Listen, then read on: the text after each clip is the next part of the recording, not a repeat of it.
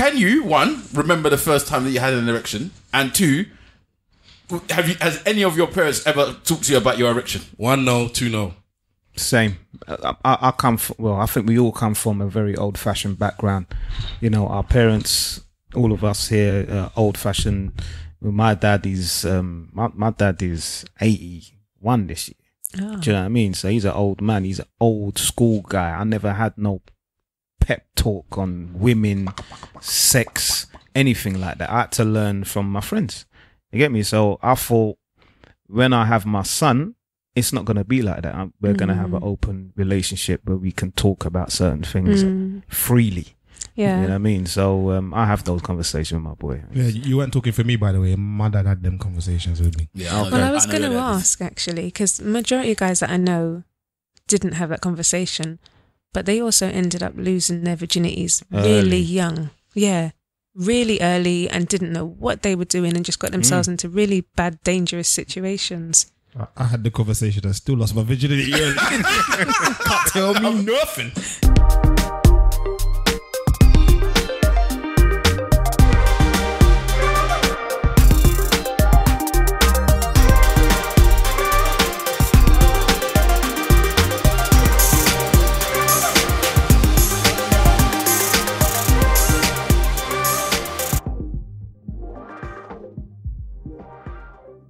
Yes, ladies and gentlemen, boys and girls, cats and dogs, rodents and other small insects, welcome to another episode of the Eloquently Saying Nothing podcast. Yay! Why'd you do it like that for, bro? Yeah, I have no idea. This is season 2, episode 119.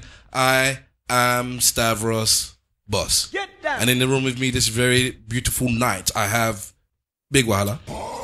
What's good, people? At Big Wallo on Insta, Big Wallo on Twitter. I also have Mr. Wolf. What's going on? What's going on? I got a Yoruba proverb for y'all. No matter how tough No matter how tough a dog is, it cannot watch over 2 separate houses. Yeah? There's a limit to what any one person can do. Cooperate and collaborate more. Cooperate and collaborate more. Cooperate. That's what I do. It was nice. That was a good proverb. I saw that proverb. Yes. Do we have any objections to it? Because we tend to have No. I agree with that time. one. No, yeah, spread yourself, man. Especially you ladies out there. Spread yourself in. So you got your socials. There's something wrong with you. Yeah, man. There's something actually wrong with you. You can catch me on Instagram on AKA Mr. Wolf, Twitter AKA _Mr. Wolf. There's a whole load of underscores last week with my girl. Yeah. Yeah, lots of underscores. We also have, what's his name? Simple Simon. If you are a person of low reputation and you speak to expound against me and mine, I have one message for you. Suck your mother. Succinct. You threw me off there now. Sorry. We do not care and we are not afraid of you, so much so that we will go further and tell you to suck your girlfriends too, because we are prepared to burn your houses down. That was a short poem, except from a poem I should say, by the Right Honourable Baby Sham. The original is called Suck Your Mama, and it goes a little something like this.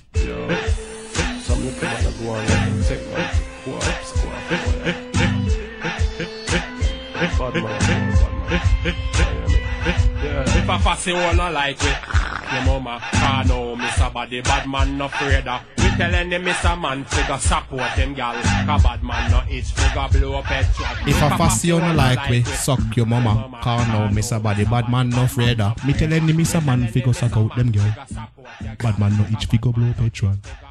There you go. Why is it always the mum that has to be disrespected at all times? Because in back me up, Caribbean culture, your mother is held at great and high esteem. Yeah. So it is the ultimate disrespect to tell somebody to suck their mother. So their mums must just feel the abuse all the time. Well, your mum you can't tell somebody to suck their dad for once. It's retrograde. Isn't in Caribbean culture being homosexual such a disgusting thing? Yeah, but that's so. Then if somebody told you to suck your father, ain't that more disrespectful than telling somebody to suck your mother? That's in black it's culture, not. That's not the same in terms of generational suckage. Can I introduce our guest now? Gaza. All right. Also in the room with us this very night, we have a very special guest, somebody I've been impressed with on another podcast. So I poached. Yes. Headhunted. Hashtag me too. Yeah, proper headhunted. Yeah. Hashtag me too. Hazelann. Hello. Wow. So, how are you, Hazelann? I'm good. How are you guys doing? We're cool. You want to give out your socials or anything? Oh, mate. I don't remember them. All right. Don't worry. Take your time. They're either Hazel and W or Hazel and Will, but I don't know which one's which. And to be fair, I don't even have social media on my phone. So, Boom. I'm feeling that. Your desktop. So that's why you take forever to get back to me. Sorry. It's all good. It's all good. That's nothing. No, that's nothing. Because what I found recently is that people that are WhatsApp take forever to get back to me now. It's like 2 days. Oh no, women. that's ridiculous. Oh no, It's a lot of women have got this thing where they don't respond back to people. No, what they're doing It's is meant to be a thing, innit? No, mid conversation. Yeah, it's meant to be a thing. And then all of a sudden it's like, so It's to throw you off. How you doing this? Blah blah. Blah. Yeah, throw me off what? I'm not trying to think. We're talking about something, and then mid conversation, and I know these people listen to the podcast as well. There's 3 of them, three people that have guested on this podcast this week. Mid conversation, have just gone, and it's like, but we're talking. I asked But questions. it's you. Anything could happen. You could have abused them. You could have said something that you're not you sure can read about. the conversation, man. Completely innocent. Well, how long are you saying is gone? I've got used to the fact that because with me, unless it's a random thing, I figure within an hour you're responding it. So I've got used to the fact now that within 6 or 7 hours they might not respond. But now it's like days. So on Monday on Monday we're having a message conversation. Yeah. We're discussing something. Yeah. And then you sent your last message. And it's read. You've seen the blue ticks. Yeah. Well, some of them, because a lot of them just lock that thing off. It's all grey. I said, don't trust a woman with grey ticks. Why? Because there's a reason they're hiding something. Anybody that hides something. No, they They're might hiding just something. not be able to see their phone. No. No. You can on WhatsApp. You have the option to say, I don't want anyone to know whether I've read the message or not. Yeah. Oh, really? Yes. So you can switch it on. The negative side to that is that you then don't know if they've read your messages. Okay. But they're willing to take that for I don't want them to know if I've seen their messages or not. Okay. So anyone that puts them, I say that I always put it down if I was single and I was dating. If I was dating somebody and they put themselves in that predicament, it'll put me off them. Put me well off them. But in this dating field now, I've noticed there's a WhatsApp culture in it. Where if they don't WhatsApp, if they don't respond by a certain time, then they don't like you for a certain thing. Or sometimes they're trying to play games, so they don't respond one day, then respond the next day to see if you're still keen and all that. I don't understand all this nonsense. I don't really. I'm glad I'm getting married because I can't deal with nonsense anymore. I can't. Hazelann, you single? No. So you don't have to worry about all this kind of stuff then. What? The dating field, innit? Well, let's be honest. Relationships just have foolishness throughout, and that's just kind of not necessarily. Yeah. The more you spend time with somebody, and the more you do stuff, my grandparents are married for 64 years now. Salute. And the best relationship I could ever know. But at the same time, they argue about 5 times a day. It's good to argue though. Yeah, it's not really though. It is, man. It's good to get it out there, man, out of the blue, man. Don't let things fester into your spirit. But it doesn't have to fester. It doesn't. You have a quick argument. You get out of the way. Yeah, but you said your grandparents though, isn't it? Yeah, my grandparents are like that as well. But they don't argue. They just don't talk to each other. No, my grandparents talk to each other, but they're always... So my grand's always telling my granddad to go in the next room or something like that. And then my granddad will say something. Most of the time he's placid. And then 10% of the time he's not having my grand's shit at all. And then... So this is the funny... So that's the funny thing now. At least your grandma has to tell him to go. My granddad goes in the room there. He don't want to be disturbed. Don't talk to him at all. When the family comes around, he comes out, says hello to everybody and then goes back in his room because he doesn't want to be disturbed. Oh, mate. So they're living that life. And they both hate each other. Okay. It's beautiful. Well, my grandparents don't hate each other. They do love each other. No, and my they grand jokes about becoming pregnant certain times. And so, they're doing their thing. Oh my god! Granddad's is dead. My goddamn 47. Yeah. My grandma's asking why she married him. So I don't know why I married him. I wonder how What long happened, Grandma? we You will forget? be boning for real though. Sorry?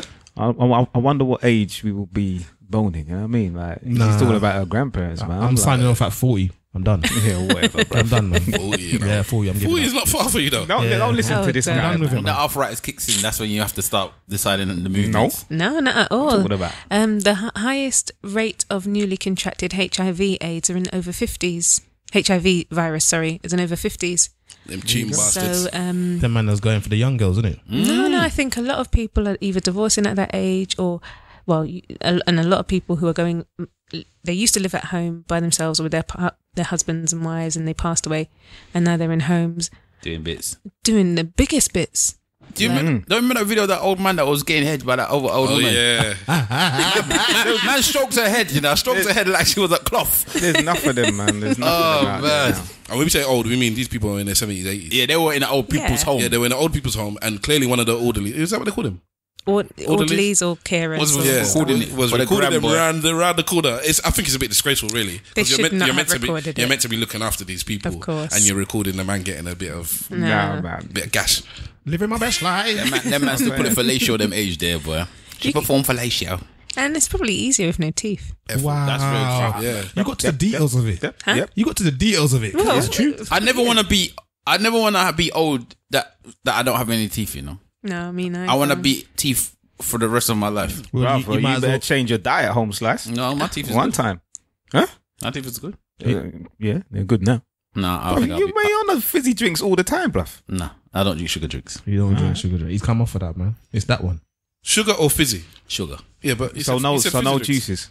I don't drink juices anymore. Oh, smashed it. Round of applause, bro. Just proud of y'all, man. get ready for the implants, boys. Screw them things into your. Talking into about your jawline. implants. Ace teeth is good as well. Talking about implants, yeah. One of the barbershop man, yeah, you know the barbershop that I talk about so much. He went to Turkey. Okay. That's right. So everybody's wondering, we're waiting to see. I saw him today at my son's football game, and yeah, he showed me, man. What does that mean? He went to Turkey. Oh, Turkey is the mecca for hair transplants. Ah, And you would teeth. know, but we wouldn't know. That's what. Oh, for real. You get me? Yeah, I was thinking, what are you on about? Like Mr. Wolf feels no way. I don't care. I will tell everybody. I will go over there and I will do it. I don't care, bro. Okay. I feel no shame. I don't business, bro. Did Rooney? And what did it look like? Well, it's only a week old, so they say that it takes about 3 to 6 months Yeah. for it to fully heal and just grow and be nice. So he works in a corporate environment, so we started laughing at each other in it because he can't wear hats. No. You know what I mean? So he's gonna come up with some kind of funny excuse, man. But yeah, Turkey's like the place. Turkey is like America's Cuba, because in America a lot of people go to Cuba for cosmetic surgeries and stuff. okay. Here a lot of people Dominican go to Republic. Turkey. Yeah, that's where Nikita, what's her name, got her teeth done as well, isn't it? And her Okay. surgery. Go on. Okay. Who's Nikita? Who's Nikita? Nikita and Terrell. Nikita. Oh yeah. Yes, We don't know. Just so you know, we don't know people. Who's Nikita? I have no idea. We're very bad with people that socialites that other people know. We'll be like, Well, she was big in the Vine. Her and Terrell were really big Vine, and then Vine kind of went away, and then they did a YouTube couples thing. innit? couples thing, yeah. Okay. And then It's they from your broke ends. up, and she made out that he was violent or some shit. Yes. Yeah. I remember. She made out like he was proper hood coming. Yeah. Yeah, no. You know this the guy that was doing that jobless thing. Where he had a gun. When a woman, I remember the woman on the train was talking to one boy and she tried to say that he was trying to sexually assault her, and everybody was filming and like, yo, you never done that. Yeah, and he has a big long beard, light skinned boy. Yeah, him. That's Terrell. Okay. And his ex girlfriend is the Nikita girl. Who gets hated on? She does, and I don't see why people hate her Because so much. she's good looking and light skin. No, but I think a lot of the reason why people was throwing a lot of hate at her after a while is because of the surgery thing. Because she was actively doing like gym things and get into shape and blah. People are like, well, who are you telling us to get into shape when you went to go and do whatever you did? You're not in shape, are you? Or you were in shape, but your shape that you are now is been aided by surgery. So it's a disrespect, basically. Who cares, man?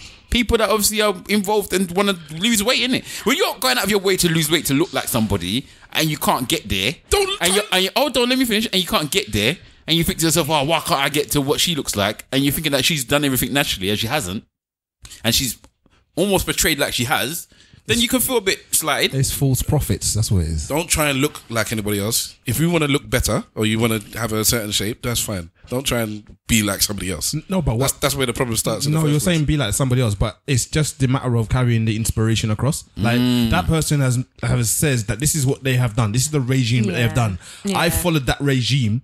I'm getting the results that I'm getting, but how did she get them in such quick We're time? different people. And then you find out that she had surgery afterwards. It's like then go get surgery too. Well, do you know what the majority? you're missing the point. The majority of them who, and where it's really dishonest is when they sell tummy slimming tea and stuff, things that they say will help you lose weight, and then they've got a picture of themselves.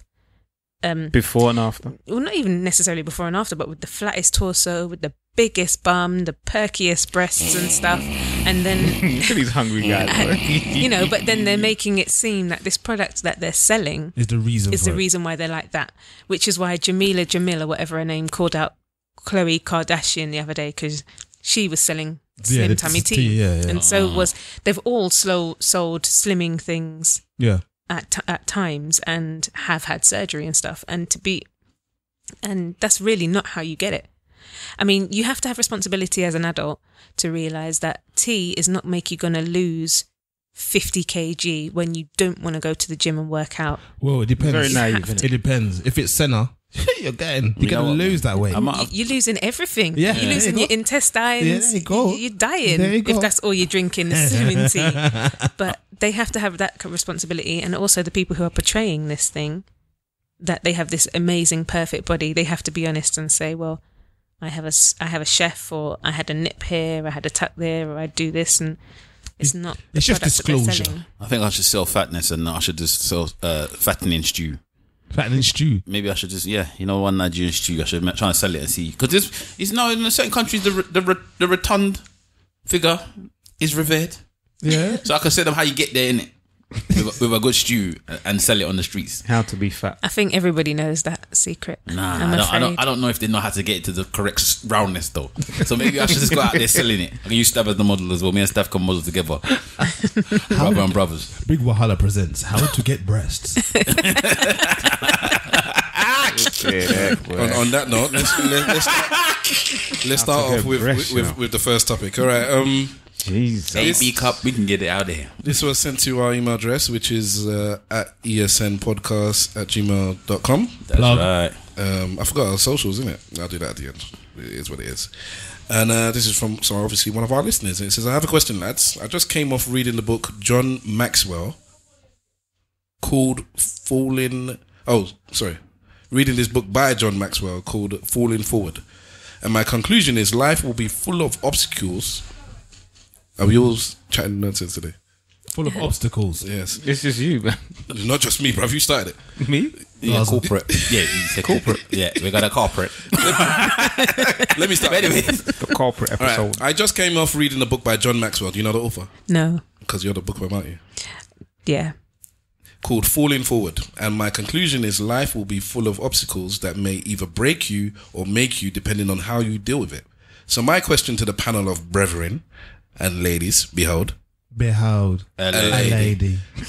what obstacles or L's have you come across, and how did it affect you, and what did you learn from it, if you actually learned from it? Thank you, long time listener. Shout out to all the strong black men. Hold it down for their families and societies as a whole. #one love. And this is from Gigi. I don't know if they want their name put out there, but it's the initials are Gigi. So thank you for sending that question in, and thank you for being a listener. So who wants to go with that first? I actually know in my head my one. Go on then, bro. But I don't want to just go first all the time. Let somebody else. Do you go always first. go first? No. Carry on, bruv. Go on. Do you know anything, Hazelann? What else in life have you taken, or what obstacles have you gone through that have made you? I feel like I take an L every day. Damn. And as long as I get back home in bed and I'm feeling calm and ready for the next day, I'm cool with that. Like 25 million L's I've taken. But we're talking about life-changing L's. No, it's gone because of something that's happened to you. The L or the obstacle. It doesn't have to be an L, but an obstacle, some sort of trouble. On the other side, you've learned something and it's made you grow, or it's broken you.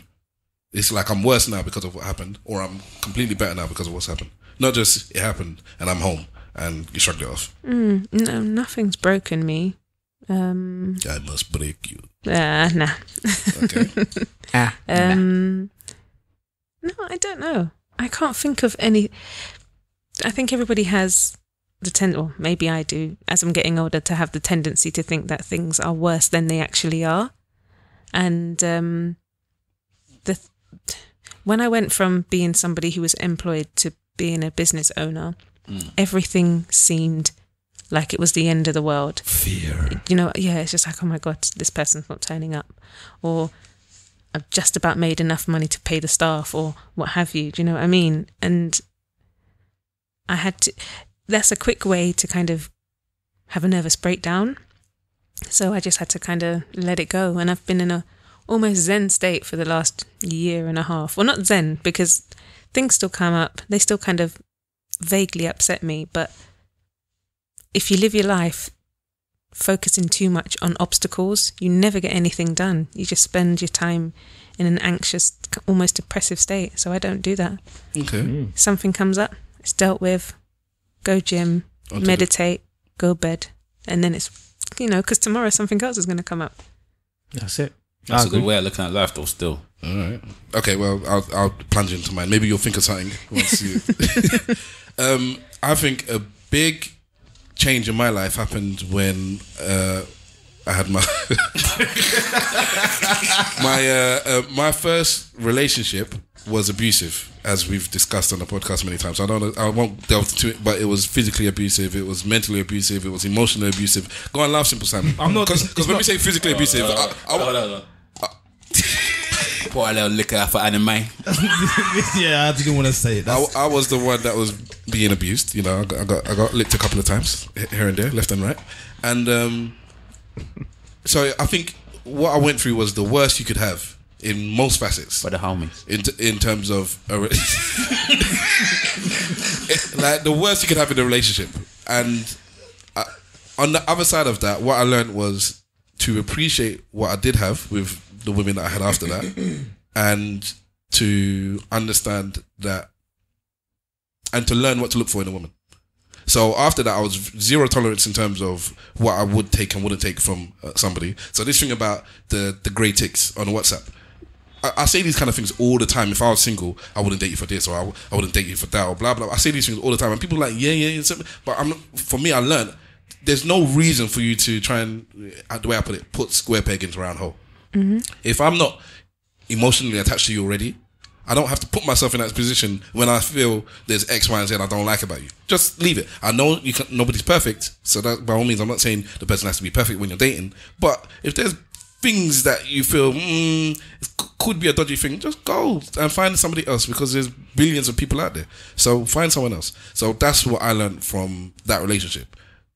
Pick carefully and then appreciate what you have. So I appreciate my woman daily. Whereas maybe if I didn't go through that relationship, it could be every chance I could have met my wife now, been in a few years with her, and feel there's something better out there, or she don't treat me that good because there's better out there. I know the scale, or I've seen the bottom of the scale. I've seen the bottom of the pot is burnt. I don't want to be that there.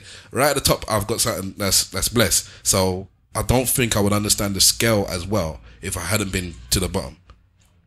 That's what I said. So that relationship I count as a blessing. As bad as it was, it's definitely a blessing. It's definitely a good thing in my life. If I didn't go through that, I don't think I'd be where I'm at. Do you think that's the worst time of your life? Well, you're talking about yes. Anyway, yes. Oh, is that the worst stab you've ever been? Is that during that relationship? Do you think that's the worst you've ever? The worst. Yeah. If you just reflect on yourself, yeah, that's the worst I've ever been. Yes. Yeah, I wasn't the best. No.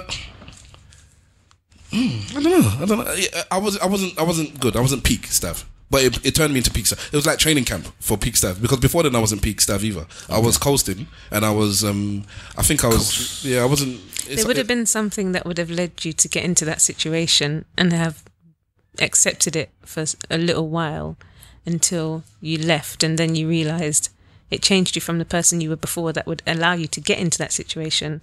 And this is my. I was a bitch analysis. Before. I was a bitch. No, he was young and naive, to be fair. Okay. I wasn't loyalty as well. I just loved her, and the love just meant just deal with anything. Loyalty, and loyalty. Naive is the word, because it's like if I love her hard enough, she'll change. If I love her, so when people say I don't understand how you can stay with somebody like this, I get it. If I love them hard enough, they'll stop. If I love them hard enough, they won't cheat anymore. Because I think she was cheating too. But that one I have no proof with. I got the proof with the beats because I have scars. You generally you go with your gut. You're probably right. This is why he doesn't like Nigerians. There were times when Jamaicans. This is why he doesn't like Jamaicans. But she was Nigerian. I know. Don't let him throw slide that. That was universal. What was it? Yeah, because there were times where she just like don't speak to me for the next 3 days. What? Yeah, and I was in. I've heard of girls doing that. That's the real abuse. That's the real abuse. That's like now. That's why the girls are WhatsApping you. That's what's happening now. And I could go to her house and she'd be inside and she just won't open the door. Jeez. And she lived in South. But she might have been the depressant. Huh? Depressant. Depressed? I told you we're all doing it today. A man said depressant. Yeah. Like she's the actual pill that you take. Like it's the tablet, you know. Depressant. I am the depressant. Take me and you will be That depressed. is the party. Take me and you will be depressed. Why does it sound hollow, man? I am the depressant. Well, she was a drug addict and she was depressed. This is you wanted to try to bring it to my family. You know? A man said drug addict. A drug addict, man abuser is who you wanted to marry. Because we were broke. When were you married? We weren't even broke because we had jobs. I wasn't earning that poorly for a 21-year-old at the time. I was 21. You were spending all your money, innit? I was giving her all my money. Right, yeah. So not only was she getting here, and not only was she cheating on me, I was giving her all my money. Take all my money. Take it all. Was she older than you? Yeah, only a couple of He years. was dating Cardi B. Nah. I was just very. She was drugging him and taking it out. I should have laughed, but that's funny. I wasn't taking the drugs. I said she was drugging you and taking it If she out. didn't have her drugs, it's on tops. It sounds like she had mental health disorder. Yeah. I wish her the best for her now. Hopefully she's come out the other side and she's cool. But if she didn't have, and it was only it wasn't like a crack cocaine or whatever. It was only but it was skunk. Skunk. Now that's got coke on it. She needed the hustle. Cheese. It's not necessarily A lot of skunkers got coke on it. I don't know, but Yes. it's weed laced with other stuff in it. Yes. Yeah. So I don't know what it's laced with. They say with cocaine. But she needed the Medical marijuana. And she didn't have it. You could actually see her. You know that stereotypical shivering. Okay. She'd be on the bed shivering like if you ain't got no money for this is what it got down to. If you ain't got no money for me to get the stuff, don't talk to me. I don't want to talk to you right now. She's out here shivering. Like that's it. Don't talk to me. I don't want to talk to you. Have you got money for me? Are you gonna get me all my stuff? That's what it's called. My stuff. Damn, Then just leave. And this is I don't want you the here. bro that was in my house, you know. But that's Mom spoke about it yesterday, you know. my mom spoke about this one. Yeah, on the way home. Stavros, What did she where's say? the TV? Mama, she smoked the TV. When she said to me, he was talking about her and he said, we spoke about it and he goes, this is the one that he said he wanted to marry that hadn't even come to the house more than 3 times or something like that. Wait, twice. He's like, no one can come to my house only twice and think that that person can get married. It's just not gonna happen. But to be fair, he was 20. He's old enough. No. I was with her for 3 years. She's Nigerian, and she was even raised in Nigeria. She knows the I don't know how linked you are with your Nigerian side. And not at all. But culturally, you go see the parents. Okay. And she went out of her way to not, because she had so many issues Meet the with fuckers. previous partners. Previous partners' parents. Okay. So she had this fear. This very irrational fear of meeting. But it wasn't partners. irrational though. No, because It wasn't. She was she was an abusive drug head person. It's not irrational. You don't need to She's put it like that. abusing you. Yeah, but my parents didn't know that. But she still has to go and meet your parents, look at them in the face, and know that she's doing all that stuff to you. So it wasn't an irrational fear to meet them, especially considering all the stuff she was doing to you. Weed, cocaine. We've been doing that since the 80s. But either way, that relationship made me stronger. Yeah. It made me stronger, and it made me appreciate the relationship I have. Okay. That's good. Simple Sam, you go next. So basically, I've lost 2 children, and that's shit. So that was what probably be the biggest L's I've taken in life. And from that, I learned that sex isn't just for procreation. It's also a means and method by which to get therapy for feeling fucked up. Sex. Oh yeah. Okay. So in other words, you're saying that during the time that you was feeling away, that you got through it through sex. Yes. What's that happens? with your partner? Yes. Okay. No, I was wondering. Yes. We did. There was a short period of that, and then I think we broke up not too long afterwards. And sex was still the therapy. Yes, for another 2 years probably, and then at the end of that, it was like it's a workaround. It's not a solution. No, but it is, because I kind of learned what the event taught me is that we kind of think about. Well, we don't think about it until it happens. And then when it happens, we're like, oh my God, why has this happened to me? Blah, blah, blah, blah, blah. But what happens when you go through that experience, one of the things that you learn is that not only is it a very common occurrence, but it also brings a level of reality to you that says, this is life. Yeah. And although we live in society and we've got all this technology and all the rest of it, the fundamentals of life is still remaining the same. Mm-hmm. Like there's certain things that are down to nature. Yeah. And it brought that natural aspect back to me. So like when you see what do you call these programs? Planet Earth and all that, and they show you the life cycle and you see that one of the youths don't make it or whatever, and you think, wow, that's cruel. No, that's life. Do you get what I'm saying to you? So like I learned that when it happened, I learned that it's not something that is isolated, because so many people who I speak to on a day-to-day level, like all of a sudden come out and they kind of like, yo, you know what happened to us as well, happened to me as well, like happened to me more than once or whatever. But it's one of those things, you know, like sometimes you say to people, I don't know how to explain it, you have to go through it. This is one of those things that you have to go through, because once you go through it, everyone else who's gone through it can talk to you now.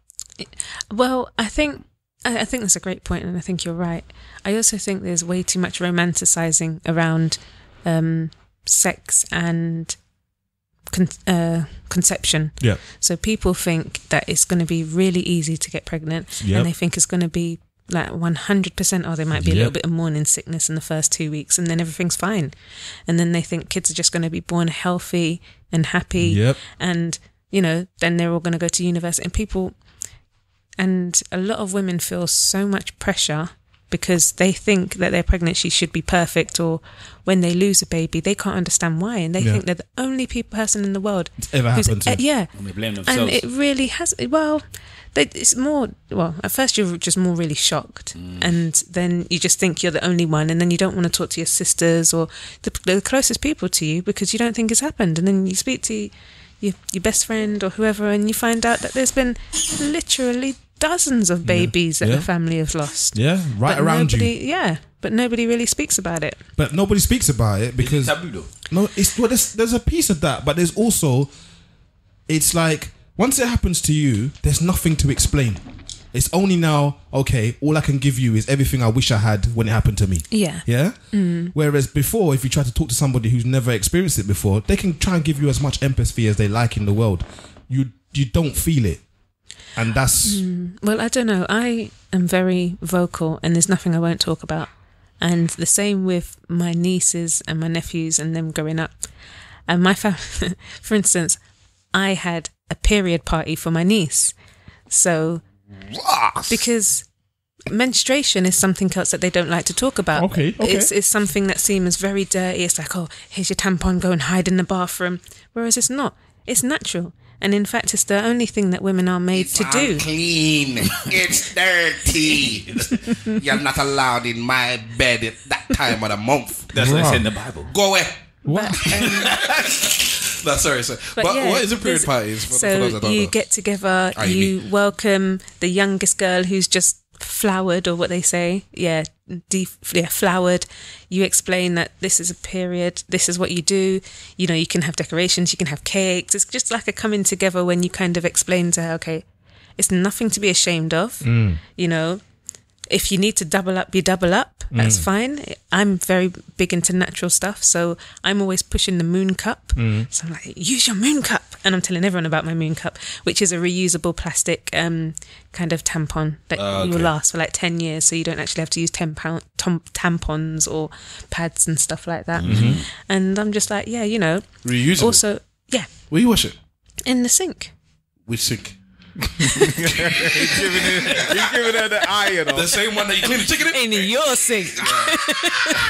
Man's eye started flickering now. Which sink? No, sorry, go on. Yeah, and talk about knowing your cycle, knowing when you're ovulating and stuff like that. my family, they did think I was crazy at first, but it's about making sure there is that awareness. Of course. As women, we need to give it to... Definitely ovulation, I think. Ovulation, conception, with all of it. Yeah, I think that's definitely... No, that's a good look. I think that's fantastic. I don't know what I'll do, man. I've never heard anyone do that before. Are you impressed? You're going to have period parties for your daughters? Is this a woman's only event? No, it doesn't have to be, but generally, I mean, her brother didn't want to be there. It doesn't have to be. And also at the same time, I can't then kind of be like to him, oh, well, this is what it's like to have an erection, you know, so the guys have to do that. I can only tell her what it's like to be a girl and a woman. Like bull. I can't imagine ever having a discussion with my son about an erection. Why? Why not? Because I don't know what I'm going to tell him. It's hard, Daddy. You got to be open, man. Gotta have your breakfast. You got to be able to have a conversation with your child. Yeah, but what am I going to say to him? It's hard. It's supposed to be hard. I can't remember a time that it was never hard. Well, so I don't know that time. So you'll have to start early, because the boys in my family, you know, they have erections from babies and from when they're younger.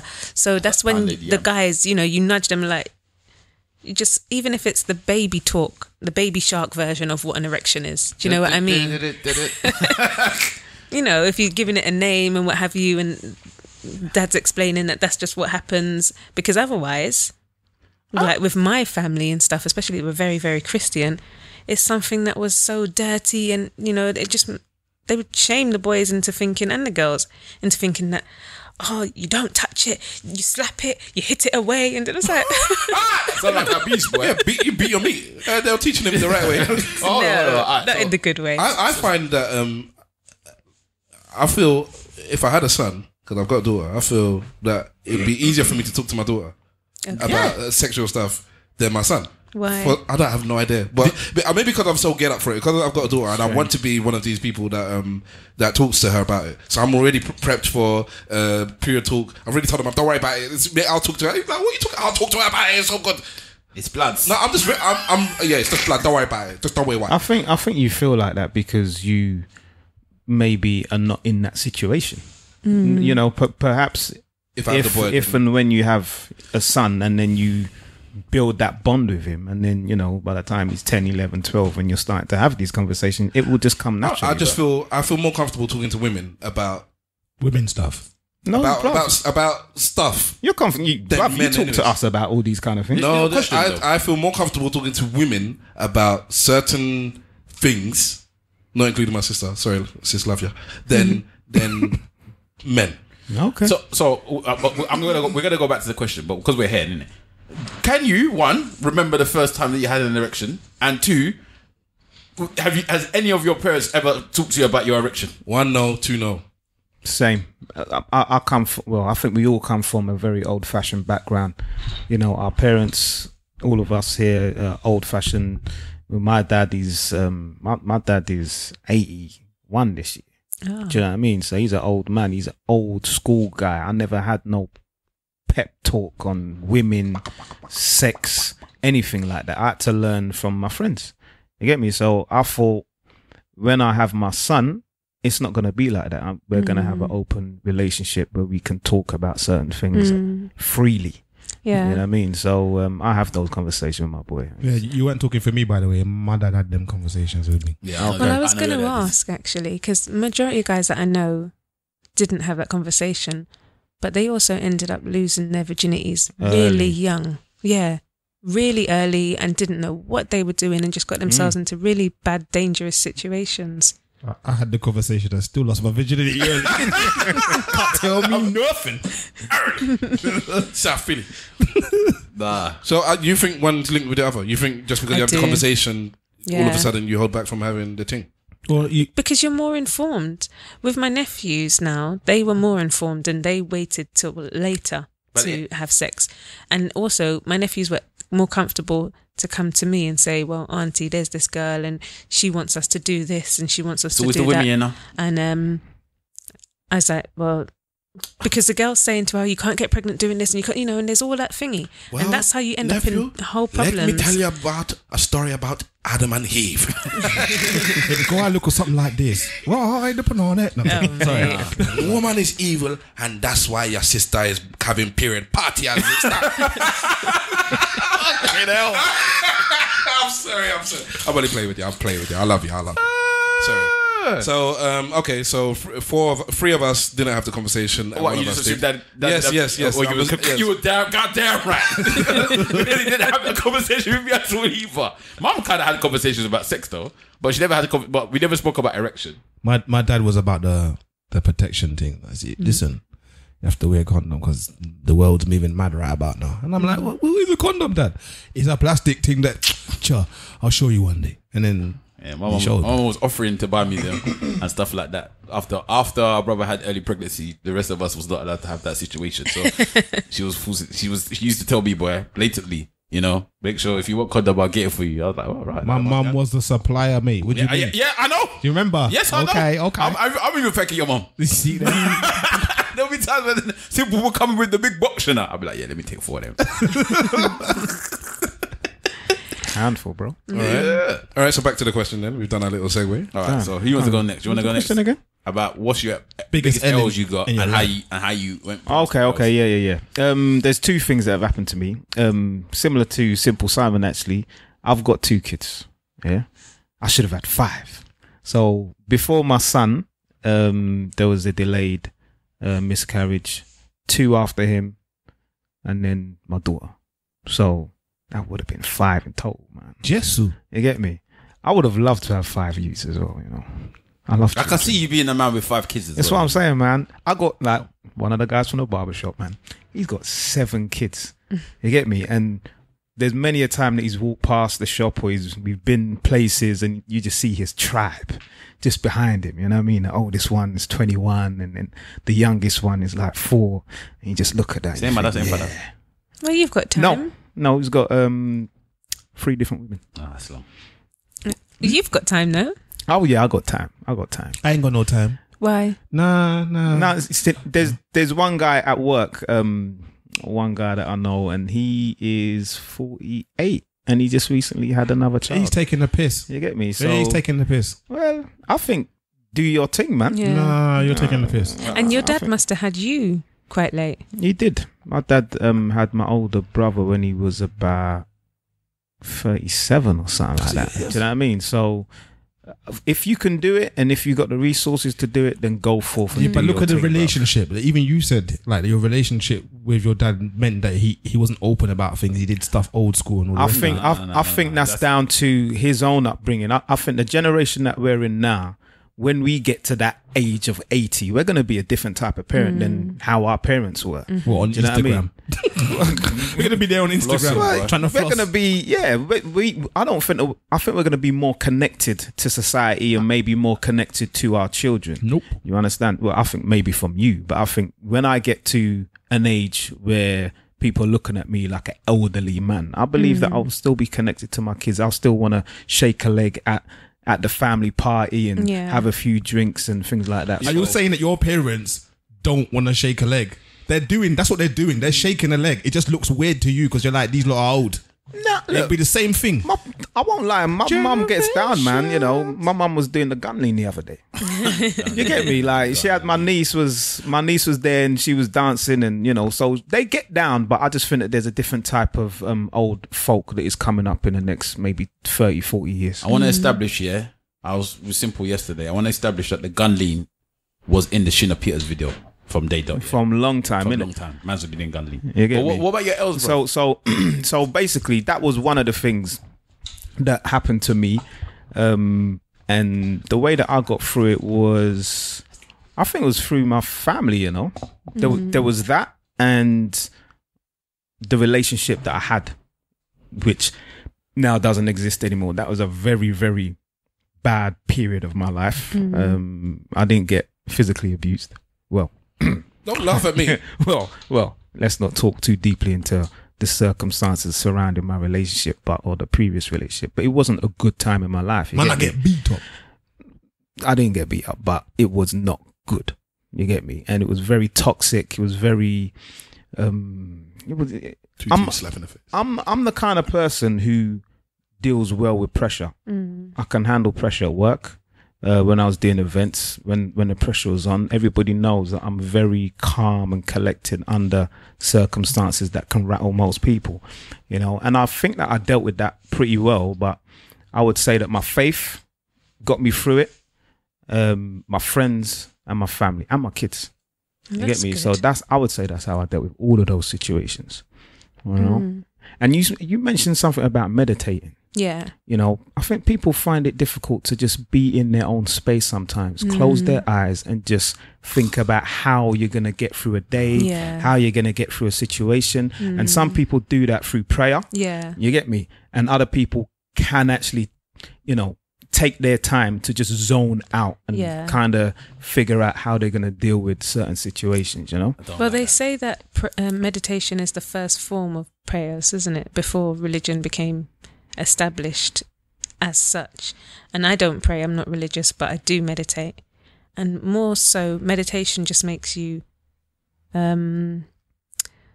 appreciate what you have and realize the blessings that you have. Because when you are feeling such a negative emotion, it can be so difficult to let go of. And sometimes you just need to look at what you really have as opposed to what you lost. I think some people may fear meditation because it will open their eyes to certain things that they don't want to think about, you know, or things that they don't want to go through, because you have to go through the fire. Sometimes you need to get you know, they talk about oil and olive oil. The flour has to get grounded for it to become oil, that oil that people use. So sometimes you need to go through hell to get a blessing on the other side. Most people aren't built for that. I'm not I think, some people are not built like that. But I think that for those, do you know what? You don't know until you try. I don't like it. You've tried. Why don't you like meditation, bro? I don't. Because he doesn't like his own thoughts. I don't. No, it's not. I don't sit down and have my own thoughts. What we describe it as meditation? Yeah. You have to blank your mind. Well, no. The meditation I do is I sit down. It's quiet, and I give myself a mantra for the day. So if I'm feeling really low, and something bad's just really happened, again, the mantra for the day will be gratefulness, and I've got love, and I've got family, and I've got blessings in my life. And it's those three things, and I just say it over in my head for like 5 minutes. I swear Tina while Turner I'm sitting done it as well. Quietly. Yeah, that's a form of meditation, isn't it? I'm not involved in that. Have you tried it though? Yeah, I don't like that. Listen, why don't you like it? I've been conditioned in the way that I am. Is if there's a problem, you solve it. Yeah. All of this thinking about it, thinking around the solution, trying to find a positive around it. Nah, sort it out. Sort out the problem. And I don't think I hear that. I don't. Well, how do you sort out losing a child? You can't. That's the point. It's done. So then, what do you do? You just have to move on. Okay. You just have to move on. You can't do anything about it. So I'm the type of person that there's either a solution to a problem, or if there is no solution that you cannot solve, you just go past it because you can't do anything. But you can't do that. But you have to. You have to. I suppose you're spiritually backed up, my G. Everyone's different, but if it's you and your wife, and you can look past it, but she can't, how do you then support her? You didn't have to do. Unfortunately, this is going to sound quite bad. They are the problem now. They've got an issue. Okay. You need to now find a resolution for that issue. And what is the resolution? It depends on the person. Well, you know your wife. Yeah, then you have to have that discussion with them. You know your wife to a certain extent. You know every person into a certain extent, because if you've never been in a situation with them, you do not know how they're going to behave or act in that situation until that happens. So then once that thing happens, you then have to have a discussion or sit down with them and decide how it's going to affect them and how to be something better for them.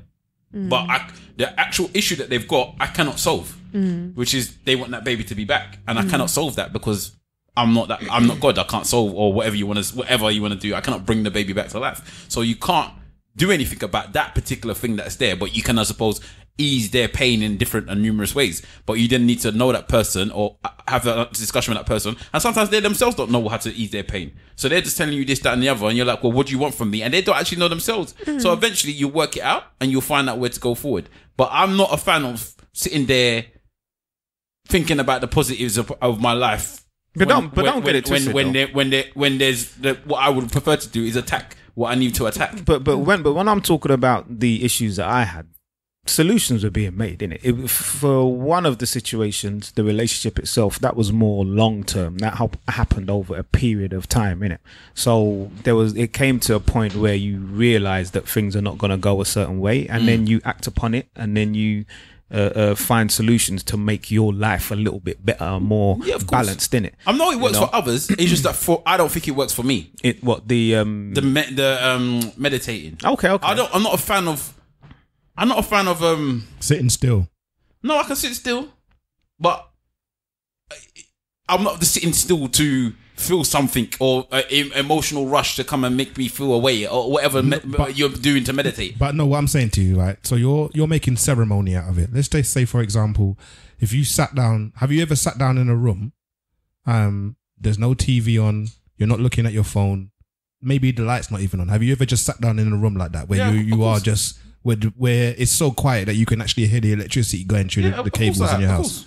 You've done that? Yes, many times. What's the purpose? No, what I'm saying to you is this is the introduction to meditation. That is a form of meditating. Yeah, but for me, it depends on what it is. Unless I'm going to bed, that's just a waste of my time. There's other things I could be doing. Okay. So that's what I'm saying. You seem to need like stimulus constantly.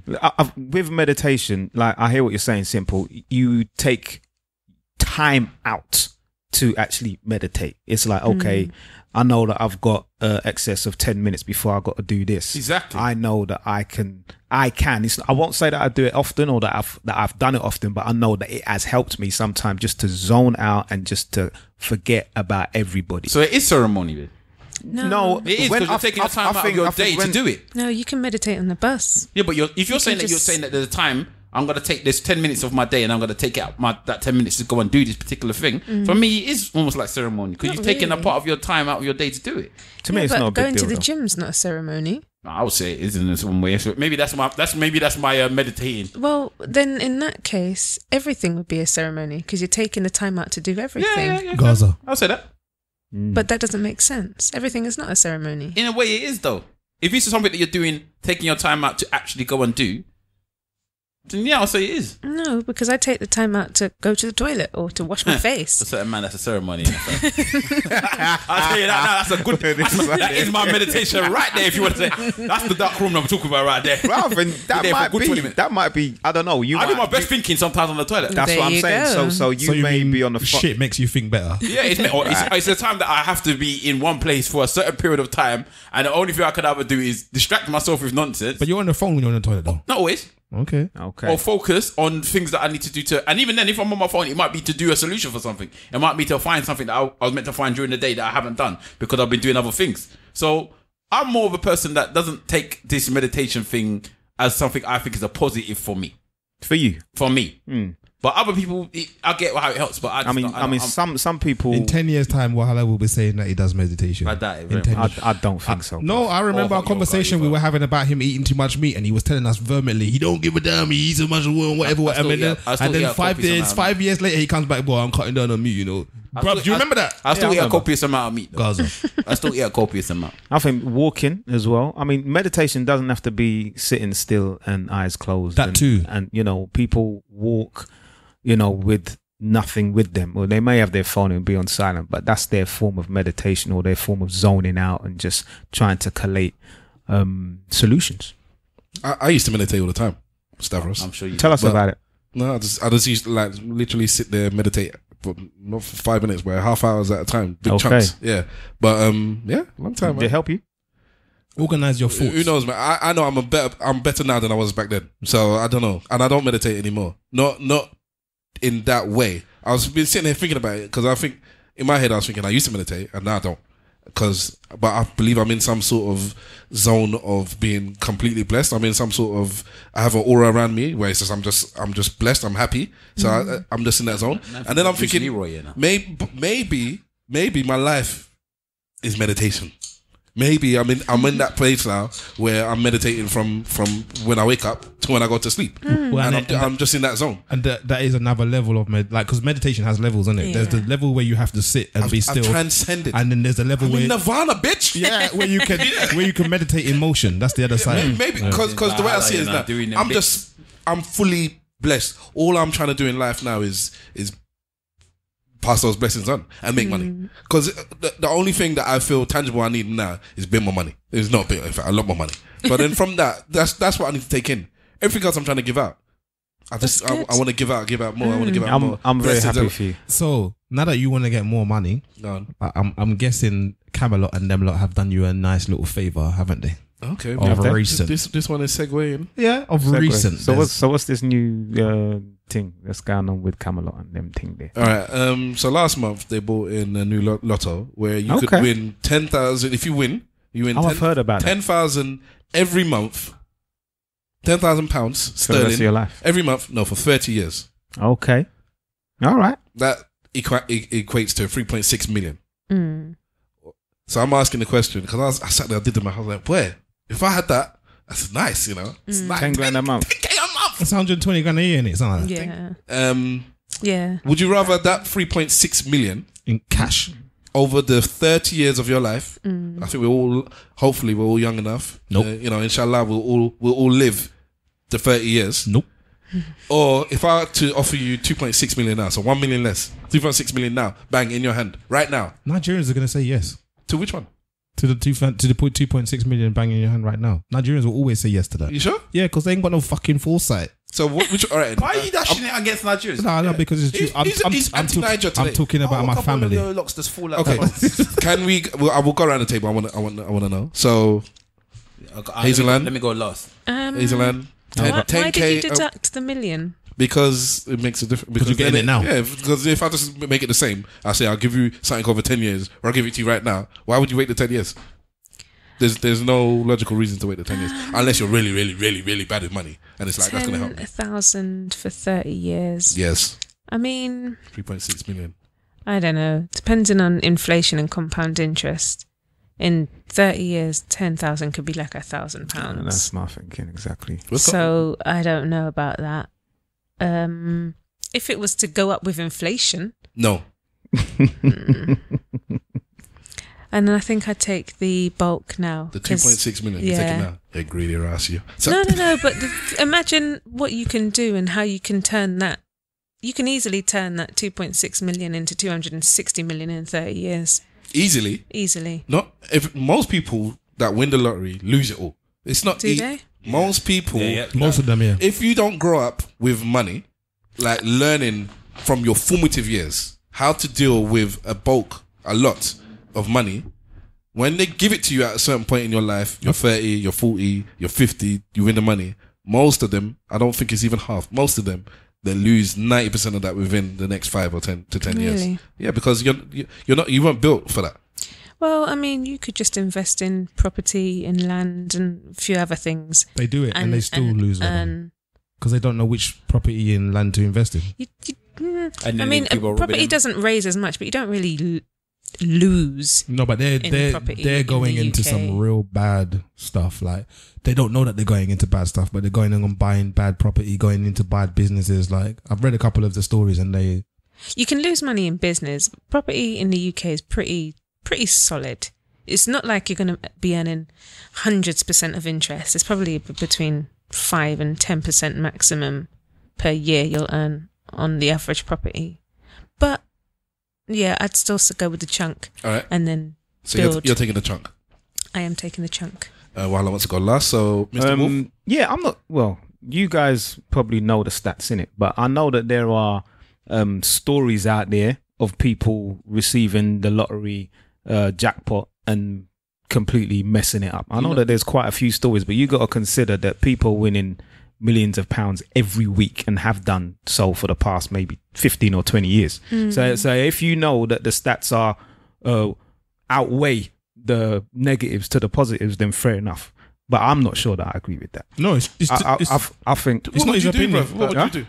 Don't worry about the stats. I'm just saying, man. It's not his opinion. It's true. Okay, I'd like to see that. But anyway, I would take the I would take the bulk, no long thing. It's not even a debate for me because I know that, just like what our lovely guest said, that 10 grand today, in terms of 10 grand, maybe 15 or 20 years from now, is not going to be the same. I remember John Barnes earned 10 grand a week. Yeah. You know, maybe 15, Yeah. what was that, 20 years ago? 10 grand now is nothing. Yeah. People in League One earn 10 grand. So I know personally that I will be able to turn 2.6 million into quite a bit of money. You think? I know. You think? No, there's no thinking about it, bro. Don't be so cocky. I'm not even asking you, No. bro. If I'm he's got the telling right you. business plan, you can get me? easily. Okay, I'm not asking because you. life doesn't happen, innit? No, life does happen, but I'm not even asking you, bruv. I'm telling you that I know It's that okay. the 2.6 that I have in my hand, I would be able to turn that money into a large amount easily, even in the space of 6 months. I know who to go to, where to go to, bruv. It's, to me, it's quite easy. It can easily be done. It can. Okay. What bank account would you keep that money in? Well, the thing is that these people that get the lottery jackpot, they have an option of a separate bank account. I can't remember the name of the bank account, but it's a certain bank account. And they also get counselling. They have people that come to them to aid them, of the financial advisors. before they actually give them the money. Yeah, so they get financial advisors and people that try to prevent these negative situations from occurring. But I've got too much wisdom around me So in terms of friends and family for me to blow 2.6 or 2.5 million. So do you know Where you the going to? bank? Do you know where you're going? Do you know the bank that they put the money in? I can't remember the name. And you know what the guarantee is on the outstanding balance of that bank? Because in this country, the banking industry has a guarantee on your funds up to about 85,000. Yeah. Yeah, Okay. it's up to, so like between 85,000. Yeah, and it means that if you have more than 85,000 in the bank, and some financial crisis happens, and the bank washes away, they're only going to guarantee 85,000 worth of it. So the bank that they're putting this 2.6 million in, do you know how much they get a guarantee for? I don't know the details. It's a British bank, and It's British coots. banks, and they're guaranteed.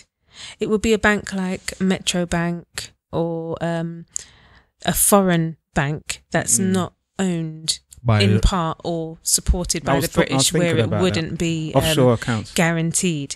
But every kind of investment expert that you speak to always says you diversify. You never have everything in one of course, bank of course, account. of course, of course. So, and with this financial advisors, you could easily pay £10,000 and have the person who looks after Oprah's money looking after your money, and just say to them, just put it in whatever portfolios you think, and it's their job to look after you, and you're Well, I say take getting money. 3.6%. You know, like that. 3.6% is better than no percent. Simple. I'll take the 10 grand a month for the 30 years. Seriously? Yeah, Why? I'm not trying to die out here, man. So what You does that could mean? die tomorrow. You mean if I give you some money, the ends is coming out for you? It's not even the ends; it's your family. God damn. You know what I'm saying to you? I'm not trying to die out here, man. They can live more with the idea of me getting 10 grand a month than they could with me hitting a 2.6 million lump sum all at once. Oh, that's a good point. You understand what I'm saying to you? So really you're worried about the people around you? Yeah, you have to worry about your people. Those are the ones that's when the trouble starts, bro. It starts from the people around you, the ones you thought you could trust. I'm confident. All right? Me too. So you're going to take the money? Stavros will take the 2.6 because of what Mr. Wolf and Hazelann said. 10 grand in I'm trying to think a realistic time in 15 to around 20 years. Anyway, definitely that last 10 years of the 10 grand it's not a lot of money. Yes. In the big scheme of things. So yeah, you'll be getting the income, but it'll be almost like It'd more than likely be £5 grand. Maybe my child is earning that. Is it 10 grand a month? Was it 10 grand a month? Yeah. Yeah.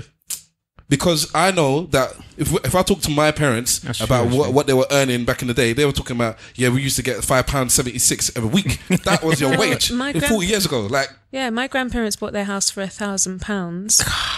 45 years ago, it's now worth £1.2 million. So inflation Do you know what I is no, inflation is real. I'm not pretending that inflation is not real. But that's why I ain't doing it, because Aye. I hope No, I know. Brother, because I know, life can happen. I hope I could deal with the money better in my hand, the 2.6 in my hand, better than I could the 10. Don't get me wrong. For the first 10 years, It's 10,000 nice. a month is more than 10 years. First 15 years, that 10,000 would be bliss. If it was a 15-year thing, then I would take the 10,000 a month because. Yeah. And you could still do a lot with £10,000. Definitely. You could do a whole heap, man. Definitely. I probably wouldn't even spend the whole 10 grand. I think 5 grand of it I'll just put on the stocks one time. Boom, boom, boom. All them stocks that are giving me like 9% yield, 5.5% yield. 9% yield. Go and look at fucking Vodafone right now. 9.38% yield. Go and look at You're it. putting Right. stock in one company. Not one company. I'm saying there's like I've got a whole bunch of them. I've got a list of them that are knocking out yield at the moment, like 3%, 5% But if you had upwards. 2.9 Yeah, you said million, 9 did already. You said 9. Yeah, but then you lose it, innit? Something happens, it's gone. No, you won't put 2.9 in, but if you had the 2.9, you could do it a lot. I have to wait for the next month so I can do more. When you can just do it now. But investment is meant to be long term. Yeah, but long-term investment, No, you can still it do long-term. depends on the investment. Yeah. Yes, it depends. You can do short-term But if- investment, if and you- you could do long-term investment. And if you've got the money to do it now and invest now, why are you going to wait? And let's say that whatever that rate is now, in a month's time, when you've got the money to then reinvest again, it might be a different rate, and you might have lost money because you waited a month. What would you do, Wahala?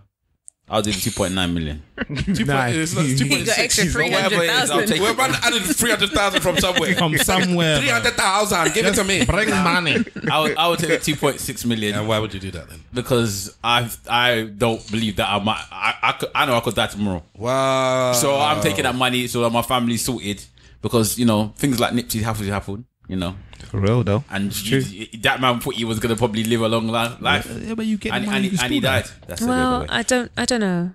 Nipsey seemed like a smart guy. He seemed like he knew that was a possibility. Yeah, and so you get your money up, and you, So- and you, as far as I'm concerned, that things can take you the next day. So I'd rather take the 2.6. So So imagine- let's segue into that thing though. Imagine he grabs the 2.6 million all in one go and has a heart attack because he's so happy about it. Like that? Yeah, but the money then goes to my family. Fair enough. So then what's the problem? Fair enough.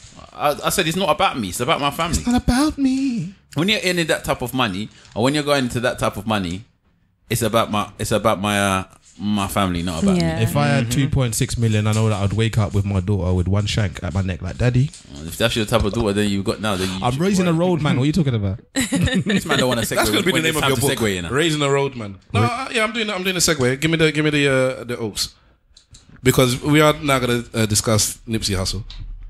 No, I don't want to dwell on it too long actually, because everybody's spoken about it. It's old news now. But I think By the time it come out, I was a fan. I know a lot of people were not the biggest fans of him or didn't know too much about him until recently. But one of the reasons I was a fan of Nipsey Hussle, who died recently due to a murder, was because of his work in the community. That's what I'll call it. He was very focused on trying to build up his society, teaching the youth about STEM and just business, property, land ownership. And I appreciated that. So I saw him as somebody that was good for the community. So that's one of the big reasons I was a big fan of Nipsey Hussle. There are a couple of discussions. If you want to talk about the conspiracy thing, then you go into that, and then I'll move on to the angle that I wanted to go on, because I didn't want to just cry about No, Nipsey just carry Hussle on. for the Just whole carry time. on. Are you sure you don't want to talk about that? I'm not saying I don't want to, but you're saying that we must chat about it now. No, I'm saying that there's two aspects. The question that I came up with, because I had no intention of just saying, yeah, Nipsey's great, and we will just talk about Nipsey for 10 minutes and that's that. We can. People, by all means, I don't want to stop anybody from bigging up Big Nipsey and saying what they appreciate about him or what they liked about him, especially you, Hazelann, as a guest. So if you have something to say, let them say it. But I had I wanted to talk about his death. I thought of a question around it based on around it. I don't know if you watched the video that I put in the group. So I was going to talk about that. Go on. Hazelann, do you want to say anything about Nipsey before I get into this thing? I think everyone said everything. So no. Done been said already. All right. So my thing is this then.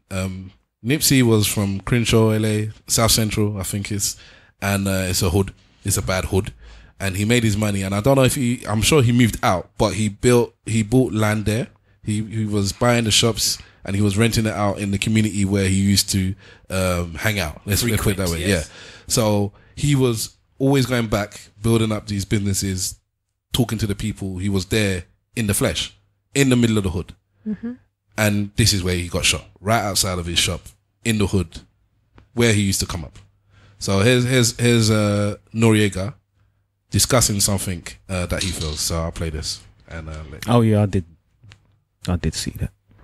You know what I noticed? That keeping it real might be wrong.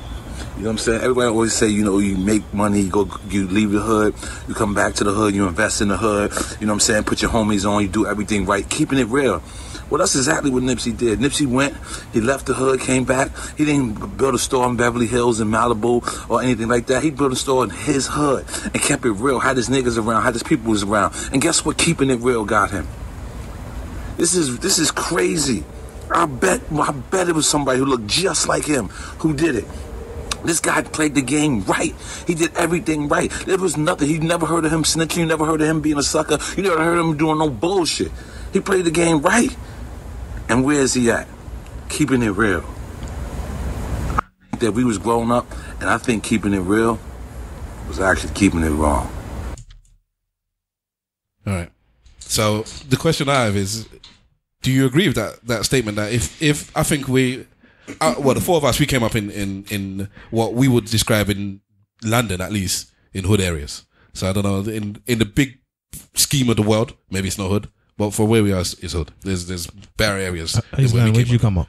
I grew up in Stonebridge. Oh God, the hood. Yeah, That's so hood, man. yeah, right. So let's include all five of us. We all grew up in hoods. Yeah, let's all shift half a meter away from the hood girl. You see the puffer jacket she got the thing on her, man. I can see it from here now already.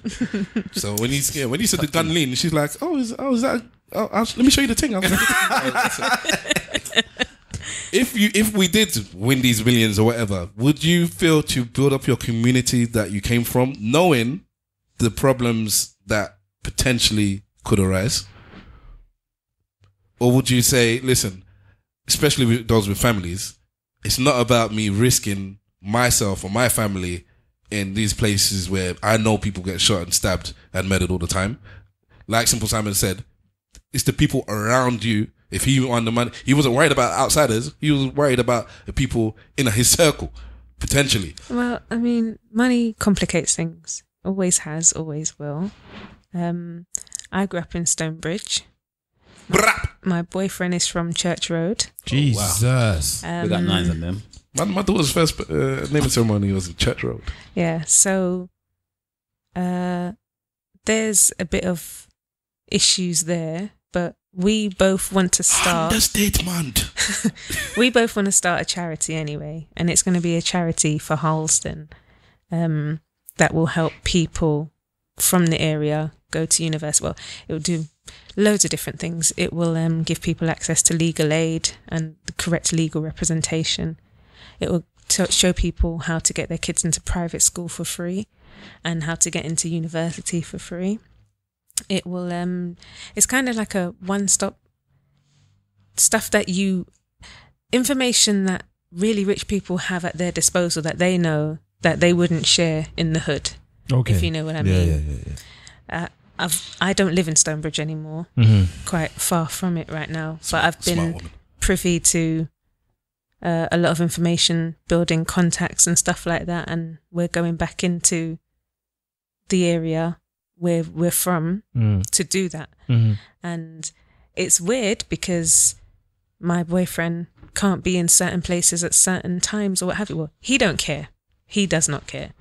His daughter's mum is from an area where he's never supposed to be, and he'll go and pick up his daughter and all of that stuff. Oh, sorry, I was a bit too far away. Yeah, so he'll go and pick up his daughter and all of that, fully well knowing that if a wrong person sees him at the wrong time, they could be something. More than likely it will be something. And the same with us, just being in a relationship. Family events and stuff like that. Money don't even need to be involved, but when it comes to our wedding, it's more than likely going to be a few issues and what have you. That's interesting. My point being is that Romeo and Juliet.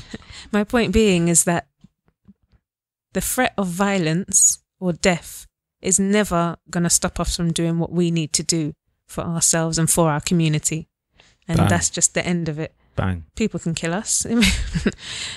before Stonebridge and Church Road was fighting each other, we were fighting the police, you know? Yeah. So it's cyclical.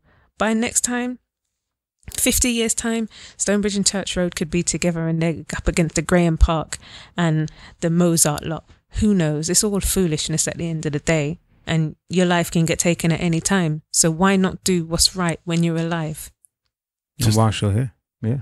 Okay, so all right, that's a resounding. I'm doing what's best for my community, regardless of any threat to me and mine. Yep. All right, from Hazelann. Mr. Wolf, you seem like you have an answer. Speak on it. Boy, you know, there'll always be casualties of war. That's the way how I see it.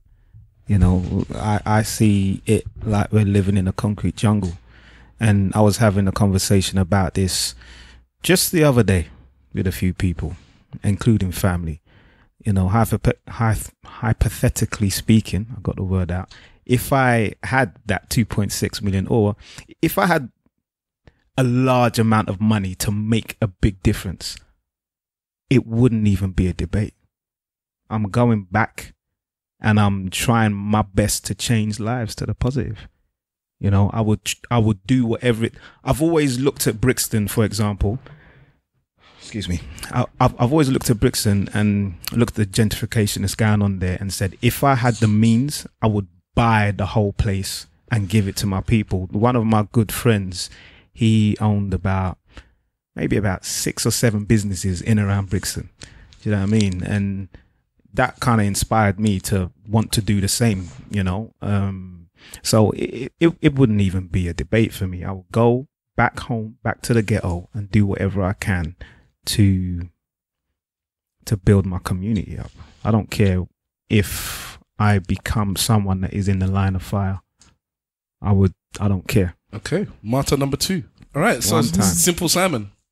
It's about changing lives at the end of the day. It is, but you know what I mean, and you've got to. Whose life is most important? Well, I look at some of the people that inspired me. You know, people. You know, your Martin Luther Kings and your Thomas Sankaras and all these kind of people that actually put themselves in the line of fire, knowing that they're helping not just communities but a large amount of people. They're all dead long past the time that they die. They're all dead. And that is, I understand that they're dead. And has the situation of the people really changed? Well, yes. I think that there's a lot of positive. In real terms. Yes, of course it has. A lot of positive has come from these people putting their lives on the line. Do you know what I mean? It's like Nipsey Hussle, for example. You know, he is going to inspire a generation. He's not here now. And unfortunately, his children are not going to see their father grow up. But I believe that he has inspired so many people to try their best to get the best out of their life, even in the darkest time. So, yes, I would put myself in the line of fire. I don't business. Simple. Probably not. I've once upon a time I would have said yeah, definitely, but I've been thinking about it and I've been thinking about it and I've been thinking about it, and the dream of the hood is to be able to make it out of the hood. That's the dream. That's the motivating factor for you pushing to do whatever it is you do. Turning around to come back to the hood after you've left, I don't understand. Not necessarily. You understand. I'm not saying that you have to forget the people that are there. I wouldn't say forget the people that are there, but this whole idea of coming back and fixing up the old neighborhood and all the rest of it, you can't. In a funny kind of way, the same conversation we've had about the money, like where you said if somebody isn't built for it and you give them the 2.6 million, they end up broke because they're not built for it. You go back and fix up the neighborhood, those people are not built for it. They'll fuck it back up again. So it's like you give them new clothes, but you can't change their mind. You can't change their mind because all they know is that. No faith, man. It's not about no faith. It's the reality of it. There's many people that are from ghetto backgrounds and they make fantastic individuals based on a little bit of help that they've been given. I'm not saying that doesn't happen. I'm not saying this is in isolation. Like it's a write-off for everybody. There are people that will come through. The problem is the number of people that will come through are less than the number of people that will fuck up the thing. I think I wouldn't necessarily go back to the hood and build homes or anything like that. That's not somewhere I would choose because it doesn't seem like a smart if you're looking at it as a business, it's not a viable business aspect for me to go and build a luxury hotel in Stonebridge. Do you know what I mean? Yeah. However, I think education's the key. Yeah, And no doubt about that. for me, I'm not looking to make money off an education, which is why I'm saying I'm not going back to the hood to build up businesses. I'm going back to the hood to offer with services. a charity. Yeah. To offer services, because that's the only way you're going to get out of it, and the only way you're going to make a difference in, as you say, the mind and in changing it. But No, I hear that. just going back to the hood just to say hello. No, No, but going back to do something. That's no, it that's the doesn't. thing. You don't have to be going back to do something. You can be going back just to see your old godmother's friend or what have you. Somebody not the knows question. that you're in the area, I and didn't they'll. I know you're saying that's not the question, but that's the reality. All I'm saying is that if you're that person and you're going back to the hood, you can just be there to pick up a takeaway quick time, and your life's on the line. That's how it is. If somebody has phoned and somebody's seen you drive, and I've seen that in play when people have phoned somebody else and been like, this person's there and should they do this right now? And that person's not knowing that in 2 minutes they could be dead. Do you know what I mean? So I think there's a difference between when you do have money, as I say, you are a target for certain people. You always will be. And those certain people are generally, and this is a generalization, will be the people in the hood or the people who don't have the money but have access to illegal weapons or what have you. I think if you go back, or if even if you don't go back but you try to educate and you try to help, that's what's really important, because you're changing people's perspective and you're improving the community. I mean, one thing that I would say is you come out of the hood and the hood tends to follow you. So a lot of people left Brixton and went to Croydon, and that was all 20 years ago, and now look at Croydon. It's worse than what Brixton is now. You know what I mean? So you can move out. In what respect? For somebody that doesn't know what you're on about. Okay, Like Brixton 20 years ago, 15 years ago, 10 years ago. I wouldn't have even. gone through there. True. You understand? Brixton, Not too as it often. was back I then. loved Brixton 20 years ago. I loved my town, innit? But the point that I'm making is that it was Gentrification. it was generally a dangerous place to be. But it's and gentrification. whatever it is, but the point that I'm making is that people left the ghetto to move out into a certain place. Left or you pushed? understand? Whatever the case may be. No, it's not, innit? because it makes a massive difference. Okay. It makes a massive difference. But the point that I'm making is that people left and the ghetto came to follow them, innit? No. So what I'm saying is that Simple Simon saying that he would he wouldn't go back, but more time the ghetto tends to follow you anyway. No, But because I he's think- got I enough money think to that's go what- far enough. I don't know, because our parents left Brixton to go to Croydon, and they had money to buy their house there. Yeah, that's you. But a lot of people, probably in your area from Brixton, has now been pushed out to Croydon area because of the fact that it's no longer it's not Recently. London. It's not London, and that's the ghetto that's followed them. Not because they went to go to Croydon, it's because they was pushed to Croydon. The same way there's Recently. certain areas where gentrification hits, what they tend to do is to take out the ghetto people from there so they can make it look nice and pretty for the people that they want to spend money on, And they put them push them all- in another place and make that place a ghetto. So it's not a case that the ghetto followed you. It's you thought you was getting away in a way, thinking, or maybe it was a place that they could afford, yeah, because it was at a cheaper rate, because it wasn't in the place that was expensive. And then now people have been pushed to that area because of the fact it's not expensive. Yeah, I get that. So it's not a case of the ghetto was necessarily following you, because if you had enough money, as I think Hazelann was saying and Stav was saying, you would get far enough away that they couldn't. There's no way they're gonna be able to get you. Basically, Well, I think in time, Catch me, bitches. these You can. things, the inner city is the inner city. Okay, all right. But that's the point. You get me? Listen, And Raheem Sterling is one example. I think even Rio Ferdinand, who's gone back to where they've come from to set up organizations and to help the youth, Yeah. you know, and I just wouldn't be able to turn over. Yeah, but I just want to. the organizations they set up haven't been much indifferent to what Hazelann's saying. Whereas you're giving educational revenue to the people, if that makes sense. So yes, they've done that, but this is we're talking about going back into the hood, as in, like you said, going to set up actual shop fronts and employing people.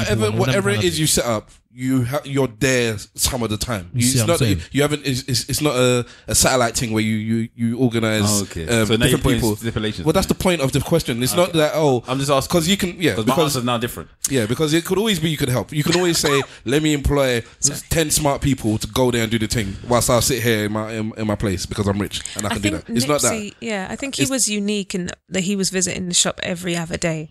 So they knew his patterns and he was there. So he was almost like an employee being there, which then also made him a bit more of a target because he was there every other day and they knew that's where he was going to be. But it also caused the positive affirmation that I can do this too. So Wahala, what would you do? All right, with that split stipulation you put there now, I'm just not going back then. Before I was going to say I'll set up something there and I just won't go back there every so often. A bit like Jay-Z where you just got things everywhere. You don't necessarily see him rolling through the hood. Whereas now you're saying that I'd have to be rolling through there. Nah, I'm not there now. And plus, to be honest, if I got rich, I'm not investing in the manor before I invest in my people. But where are your people? Nigeria. Oh. So I will invest in that. Even though I don't live there, I never have lived there. I'll probably invest more in them than I would the hood. Reason why I'm saying that is because as much as we don't have opportunity, we have opportunity here to be able to make something a lot more than people back home do. So I'd probably take my money and invest in people back home. And is there not that threat back in Nigeria? No, not just being there isn't, but I'm prepared to take that threat. No, I was asking. No, I'm probably more prepared to take that threat there than I am to take that threat here. Oh, does that make sense? So I would definitely, if it's the case that I feel, look, I'm going to be in a situation where things might happen to me and I've got a family, especially if I've got a family, I'm not risking my family for the man on road. I'm not doing it because that same man on road won't invest that. And I know it's a bad thing to say you should have people around you and you should be positive influence. I can be a positive influence from a far away. I can be a positive influence every time I'm on the radio talking about where I've come from and how I've done it. I could be a positive influence every time you see me on an interview saying I come from this area and this is the way that I made it, and if people want to follow that path, this is what you should do. I don't have to be sitting down in Dalston, Kingsland, getting fish from the market. I don't have to do that. But in reality, you're either built for it or you're not. That's it. Yeah, I'm not a hood now, so why am I going to go and pretend like I'm not. I have a affiliation to my area, but not to the point where I feel like I should be risking my life for it. I never risked my life for it when I was a teenager, when people were saying that, you know, when people was killing each other for being in this postcode. I'm not doing it now when I'm rich. Okay, fair enough. All right. Okay. So that was my What about you? What would I do? I'm not putting myself at risk. So I'll do it. I'll do the satellite thing. So I wouldn't be in the middle of the thing. So I'd be away. You can't do that. Yes, no. I said the question is, are you in or out? So I'm saying I'm out. Okay. I would do my thing, but I'd be out. I wouldn't be in there. The reason I was trying to do it is that the further in you are, the more hands-on you are, the better it is for your community. So the further out, yes, you're helping, but you're not helping as much.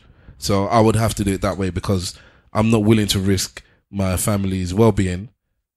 Me not being around because I actually feel I contribute. So I'm not willing to risk that just to help other people. But it depends on my age as well and how old my children are. If this is a 39-year-old me saying this, if it's a 79-year-old me saying this, and I would still have the same yeah, okay, and I was there, then I would do it because it's like I'm ready to die. Ready to die. Biggie Smalls die. Yeah, because I always said if I was billionaire, and I always said the same thing. So you can go back a few episodes, or about 6 months ago, I said if I ever won stupid money in the lottery, if I ever became a billionaire somehow, I said that I'd be dead within a few years because the amount of stuff I would try and do in Nigeria specifically, it'd kill me. Okay. I said that straight. I'll be dead. So that is my Nipsey Hussle take that they'll play when I'm dead. They'll kill me. There's no way that they're gonna allow me to do what I would try and do in Nigeria specifically and Hackney. They'll kill me, man. They'll kill me. Let me ask this question then, because this was another question that was asked. Is it completely different? Not completely, right, yeah. Right. But if you had, this is just a mad question, innit? You got a red pill, you got the blue pill, yeah.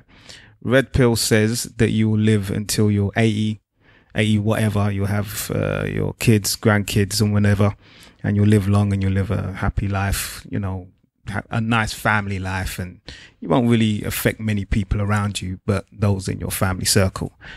The blue pill says that you will die at the age of 55.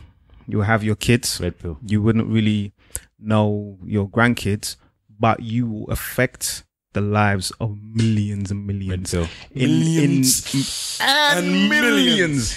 In the way that Malcolm X, Martin Luther King, Red pill. Thomas Sankara, and all these people, what they tried and failed to do, you managed to do. So you're not just affecting your close circle, you're actually affecting millions and millions of people. Your people. What was the first pill? Sorry, I was on the phone. Red pill. Red pill is What does it do? you live till you're 80 and you live a relatively quiet life, not affecting anybody but the people in your immediate That's circle. not what you said. You said you would live a very happy life until you're 80, and you look after your family, and your family is all happy, and you get to see your grandkids and your blah blah. That's a difference. Because it makes a difference. Yeah. So you like the red pill. Yes, you have a family and you have kids and you see your grandkids. The blue pill, you live till you're 55. You have your kids. You don't really have a relationship with your grandkids, but you you are affecting the lives of millions and millions and millions of black people and people that you are trying your best to help. Right, let's do this quick because we're running out of time. There's somebody that we have to call to talk about the topic. So You know what I would do. I don't know what you do, Mr. You do Family the Man. red. I'm dying at 55 and helping those people, man. No long thing. It's only 2 years away. Wow. You're a fool. All right. So With the fact that that you're going to change lives, and Malcolm X and all these people tried and failed, but you managed to do what they tried to do. all right, Mr. Wolf is going for 55 red pill. That's the red one, yeah. Mm-hmm. All right, Blue. That's blue. blue. Oh, is it blue? Yeah. So Okay. all right. So Everton.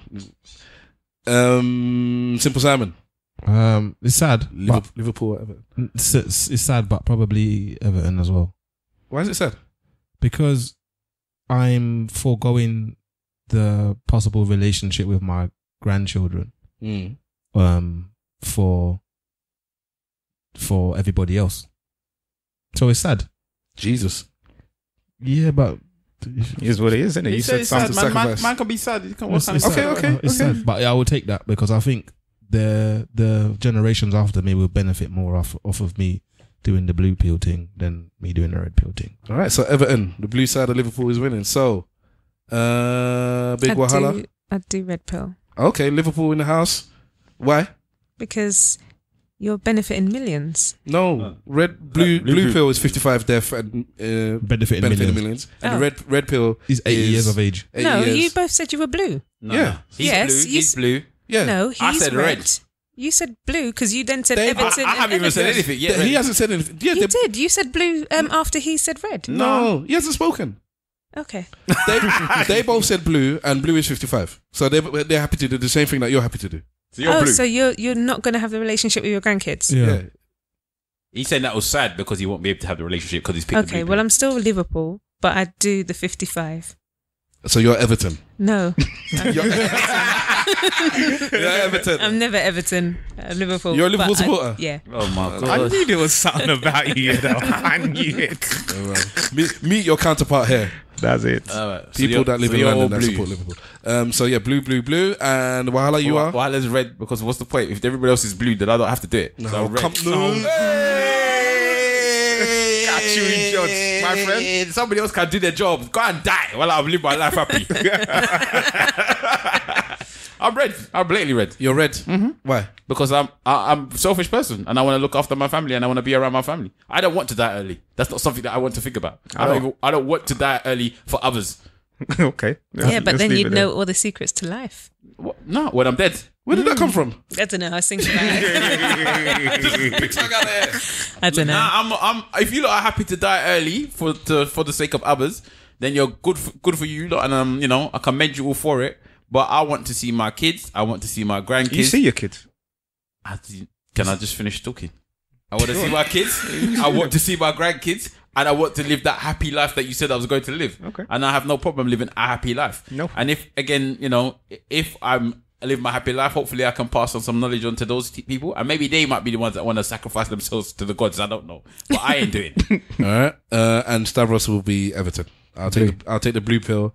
The only Don't ask me to look after your people. Yeah, the only massive regret is I waited till late-ish on in life before I had my first child. So dying at 55 means that they're not even that old. They won't even be that old. They'll be. How old are you? I'll be 40 next month. That's not bad. And your daughter's 2. That's nice. So She'll be 17. Yeah, it's young, man. That is young. It's That's like the time. That's the time when she needs her father the most. Most rebellious. So I'm saying I'm selfish. That is the regret, and she might not be the last one as well. So I might have one that's 15 or 14, and I'm dead. You might have one that's 2. Goddamn 47. Goddamn 47. So that is the biggest regret, but I would still do it because it's millions and millions. Yeah, if my continent is hopefully I can live with that. I can live with that. I can live with that, or I can die for that. Improving the lives of millions. I could too. I can die for that. As long as it's a long lasting thing. I don't want it to be a generational thing where I die. A generation is helped, and then after that they mess up the game, and then I don't trust. No, I don't think that can 100 years down the line, they flop the game. I don't trust. The white man will remove you from the internet. I don't trust. I'm not on Wikipedia. No, because so all right, we got a phone call to make. In fact, make the phone call now. Are they expecting it? Yes, they're expecting the phone call. And let me turn this up. And then we'll discuss a topic, but I want her to hear what we're saying anyways. I think it's the right topic. There's a couple of things I spoke to her about actually. Hello. What's up? Hello. Can you hear us? Hello? Well, then there's no point in the thing anymore. Your phone is rubbish, you know. You need to give that phone to somebody else. Yeah, it's not coming through. Yeah, but she can hear us. Oh, it's not coming through this anymore. No, because you put it on loudspeaker. Hello, can you hear us now? No, she can't hear us. Hello. Your phone is the one, man. Established, living like savage. Hey.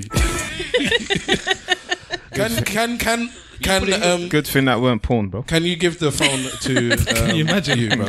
Can you take off your case and call the number that he will give you? How long's the phone call? Let's make sure it's not long. Has it ever happened to anyone where they've forgotten they've had porn on their How porn? Yeah, because I just mentioned porn. Drake. It was me that mentioned porn. Anyone had porn on the what?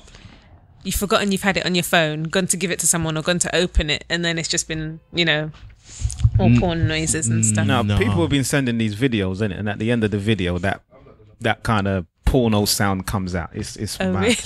really? Yeah. It's crazy, man. It's scare people. You'll be in a public place, man. I've never watched porn on a video on a phone. Yeah. You're saying that my phone's rubber. Why don't you use yours then? Because since the new phone, that's why I bought my old phone. The new iPhone, you can't do once you start plugging in this thing. Yeah. Call the thing. Yeah, once you start plugging it. Now send a free text to the person you're calling. Are you sure? Have I put the thing right? That is crazy. Yeah, I don't watch it on the phone. Okay. Do you? Yeah, I do. What? Why? Because I don't have a TV in my bedroom. Okay. And I've got the phone there. Fair enough. Nice and easy. Is it therapeutic? No. Or is it entertainment? Yeah. What are we talking about? Porn. Hey, hold on. Let me get involved. What is this now we're talking about now? No, it's because I've said to people before that I find it entertaining, and they're like, "What do you mean by that?" And I'm like, the same way you would sit down and watch a film, I will watch porn. Yeah. Sometimes I like to look at things, and when you turn your head to the side, and you think, "Is that really happening?" Yeah. If you could script a porn, in fact, are we calling? Carry on. No, because you need to call the person. So let's not get into another question if we got the person ready to call him. Hello. Hi. Hey, you can hear us now, yeah? Mm-hmm. I heard you the first time. Oh, So why weren't you answering? I did. Maybe you guys didn't hear me. His phone's Nah, man, it's your phone, bro. They were disrespecting me in that. All right. So this is Tops, previous guest, sincerely Tops. How are you? I'm very well. How are you guys doing? Blessed. We need to pick up the platform. Host of Black Canvas. Yes, host of Black Canvas TV. How's that going? It's going extremely well. Extremely well. I'm really proud of it. We'll be wrapping up the season pretty soon, but yeah, it's going really well. I got a beef with you though. Why? Why are you dropping the same day as us though? What'd you say? Why are you dropping on the Tuesday like us though? Why are you doing that for? Disrespect. Do you know what? It's so difficult to try and find a day to do, because everyone is doing so much these days. Yeah. And like, oh, you don't want to do it on a day that somebody else is doing theirs, and you don't.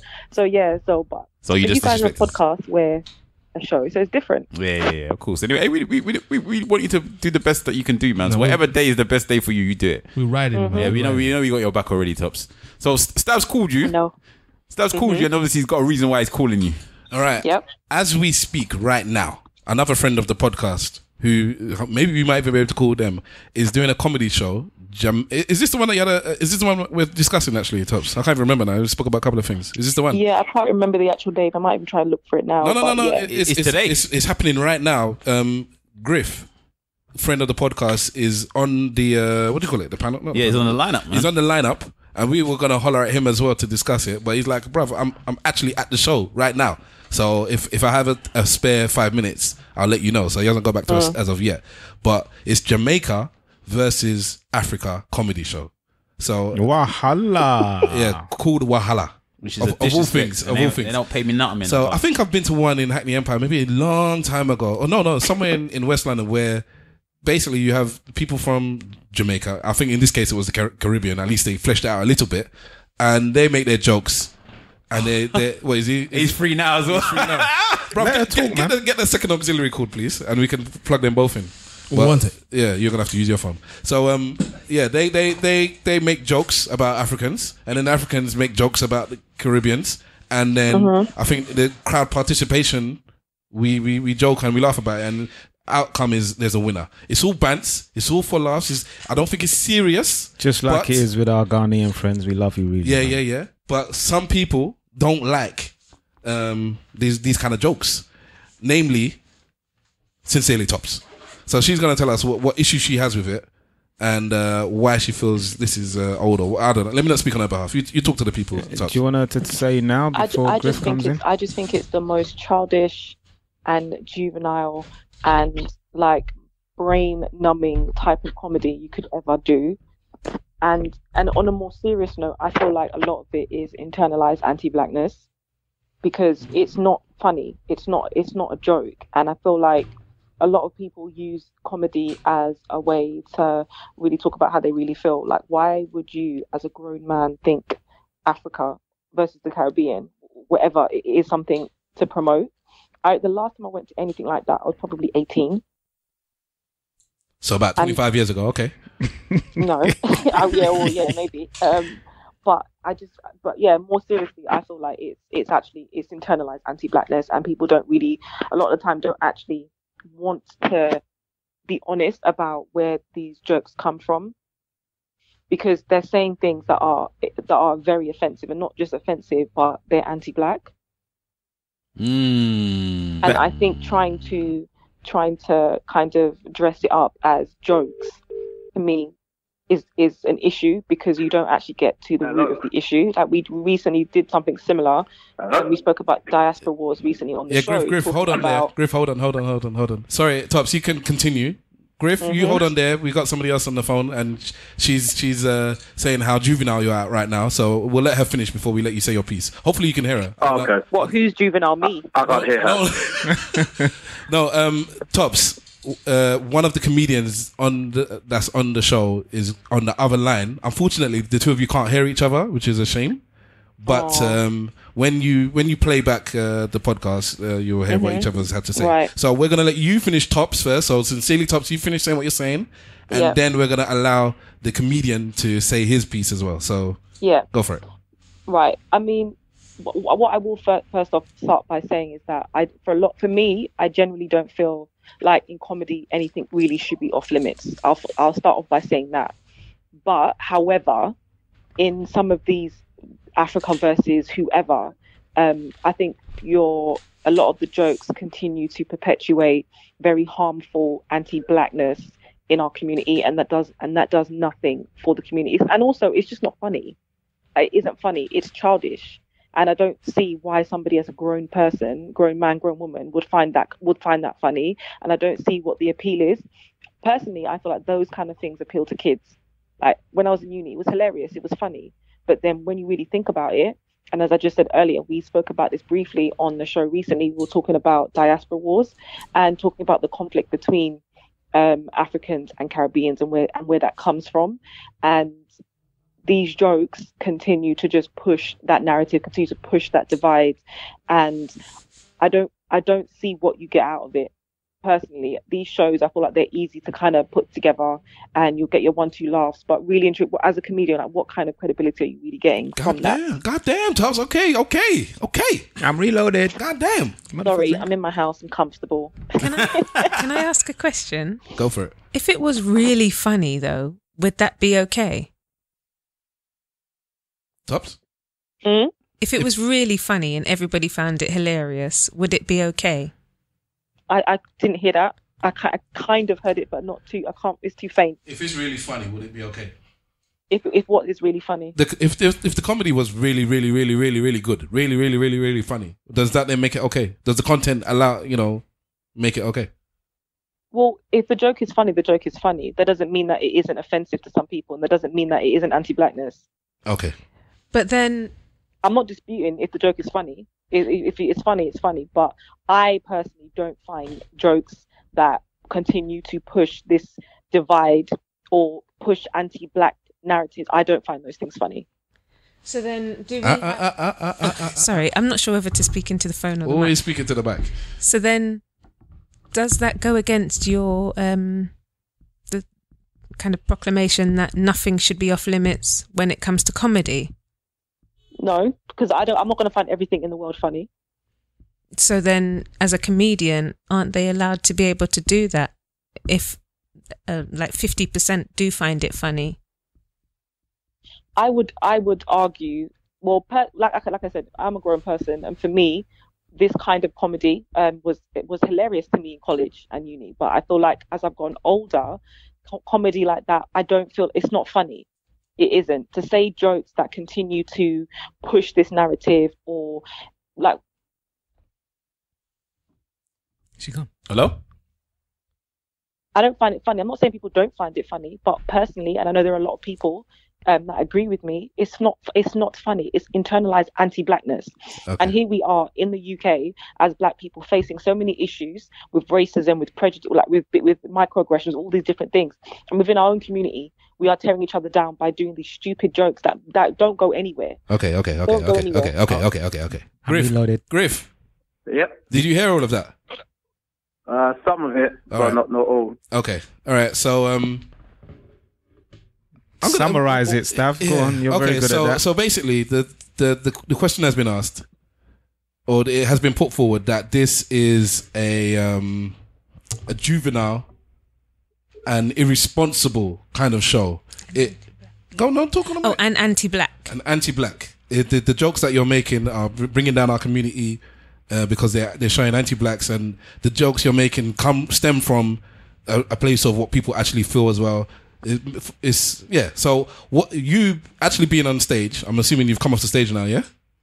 Yeah. So this would be a weird show for people in the crowd, but you get me. Of course, you come off stage. I hope you had a good one. Let us know. Oh yeah, I won. I won my battle, so there you go. Okay, tell us how the show goes. How does the show go? Is it an actual battle one-on-one, or what? How does it go? So the show goes. So you have one comedian who just does their set.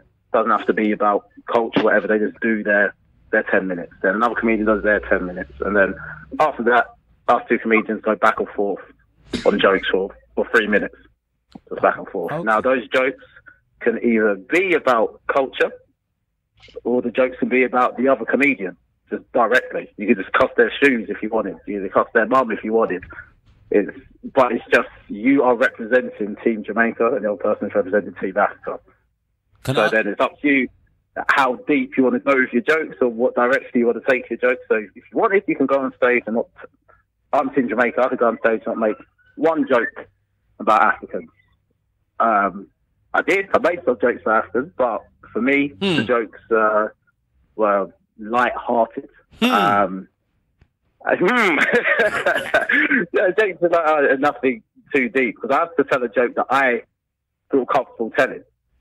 So, and it wasn't natural to me. I didn't grow up in an area where you had that kind of Caribbean versus African thing anyway. So it was quite counterintuitive to me to think of a joke or go back to when I was at school and think of things I said. Like, that just didn't happen when I grew up. So my jokes were more to do with kind of current stories or things that are going on in the world and stuff, and just taking the piss out of those kind of things and adding them, kind of, turning those on their head or whatever. So, and then the other jokes are more just in reply to jokes that I know are going to come about Jamaicans. So, okay. All right, so Griff, what's your view on people when they say that, you know, it's irresponsible, it's juvenile, anti-black, and it's anti-black?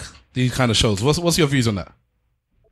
I mean, it's taking comedy seriously. It's like listening to music on mute. You're not doing it properly. It's just laugh in it. And if you don't like it, guess what? There is more comedy on TV now than ever before. Go on Netflix. There's a special every 30 minutes. There's a new special coming out. So if you don't like that type of comedy, watch something else. You got to take responsibility of the things that you're taking into your life. So it'd be weird going to a music concert, like going to Adele, and sitting there going, I don't even like Adele. I don't know why people like Adele. This is crazy that people like Adele. I'm going to sit here and just be mad that people here enjoyed Adele. No, just switch it off. Go listen to music you like listening to. And you can't get upset that people like certain things that you don't. That's just how the world is. That's just how I view it. So the same way that I go on stage and I tell a joke, I don't know if it's going to be funny or not until it comes out my mouth. Now, some people may laugh, and I go, okay, they find that funny. I could tell that same joke 20 minutes later in a different club. No one laughs. What am I meant to do? Throw that joke away now? But are you reinforcing... It's just the risk I take each time I open my mouth and tell a joke. So, but I will say this as well. So it's not for people to not be offended. I'm not saying because I tell a joke, you must accept everything I say. But, you know, don't use too much energy to follow things that you don't like. That's all I'd say. Okay. Mike. But could you be guilty of reinforcing negative stereotypes? And can you see where certain stereotypes shouldn't be perpetuated or should just be left by the by? You know, like they used to say about those racist white comics that would make jokes about a Sambo or you know, what's that? Not Marmalade guy. Gollywog. The Gollywog. Thank you. Sinn Féin. You know, could you be... You make the Gollywog sound lovely, by the way. Wonderful.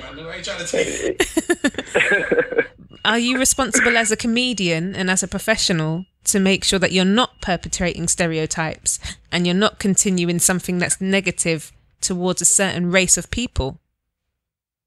I mean, yeah, okay, so I'm not going to do the thing where a lot of comedians say, you know, just take my joke and stuff. Yeah, you are. You're responsible for everything that comes out of your mouth.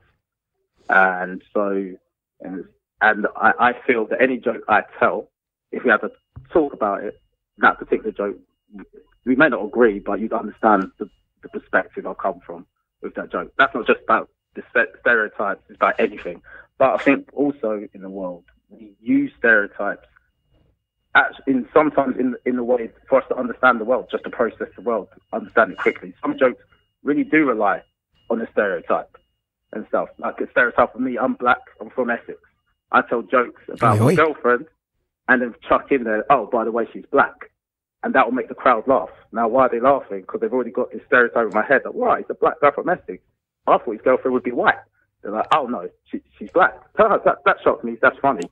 But I can't now go to them, oh, well, you shouldn't be on stereotypes. They wouldn't have got the joke if the stereotype did exist. So sometimes you need these stereotypes, you need these paradigms to, if anything, joke about them and break those stereotypes down in a way. So if any comic would see another comedian joke about stereotypes, and if they go the easy way, yeah, you might get a laugh in the crowd, but other comedians looking at you like, nah, hack, that was easy. So Griff, are you saying there's no social responsibility in comedy?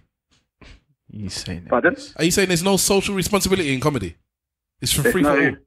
No social responsibility in comedy. There is, but I don't know. Has anyone I mean, there is. You'd hope your crowd know it's a joke.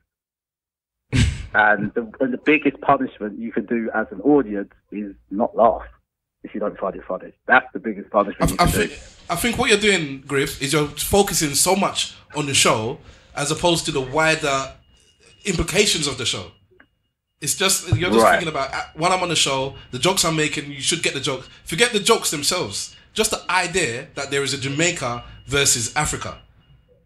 Just that in and of itself. Just the formation of the platform. No, I guess it's the way of getting as many black comedians on stage as at once, isn't it? If you do Jamaica versus Europe, then you've taken away the opportunity. So why is Kevin J always fucking there then? Huh? Why is Kevin J always fucking there then? And White Yardie? Hey, it's not this one. Since any Tops, are you still there? I don't do the booking. I can't do it. But no, I don't know. I don't know. It's something that I'll have to think about, and I'll come back with a more concise answer. But it's a fair question. And something that has crossed my mind, if I'm being totally honest. Like when I was first asked to do the show, I was like, don't really feel comfortable joking about. How comes you guys forget about the rest of the Caribbean as well? What's all that about? Pardon? How come you forget about the rest of the Caribbean? The same way Nigerians forget about the rest of Africa. It doesn't matter. Can I ask you a quick question though, Griff? Quick question. Tops, are you still there? Yeah. Okay. You can hear all this. Okay, wicked. Let me ask you a quick question before you go, because I'm assuming you got to go at some point. Who did you beat? And where did they come from? So that comedian called Kazim Jamal, and his African side's Nigerian. Oh my God, what kind of failure is this? All right, Tops, you got my man on the phone right here. Is there anything you want to tell him directly, and you can talk to each other maybe? I said earlier, in terms of comedy, there are a lot of things that comedians do or write material on that could be seen as offensive, but it's comedy, it's whatever. But you as a human being, whether that's something that you wish to engage with. And personally, stuff like Jamaica versus Africa and all that kind of stuff, I just feel like it's just not for me. It's childish. Obviously, there are instances where it's lighthearted. Don't get me wrong. I have friends that are Caribbean, and sometimes we might go back and forth with silly little things. But shows like that, like I said, I just feel like it's childish, and I just feel like it's embarrassing a little bit to me. In 2019, we're still doing shows like that. But if that's what you choose to do, very nice, good for you, Godspeed. But it's just not for me.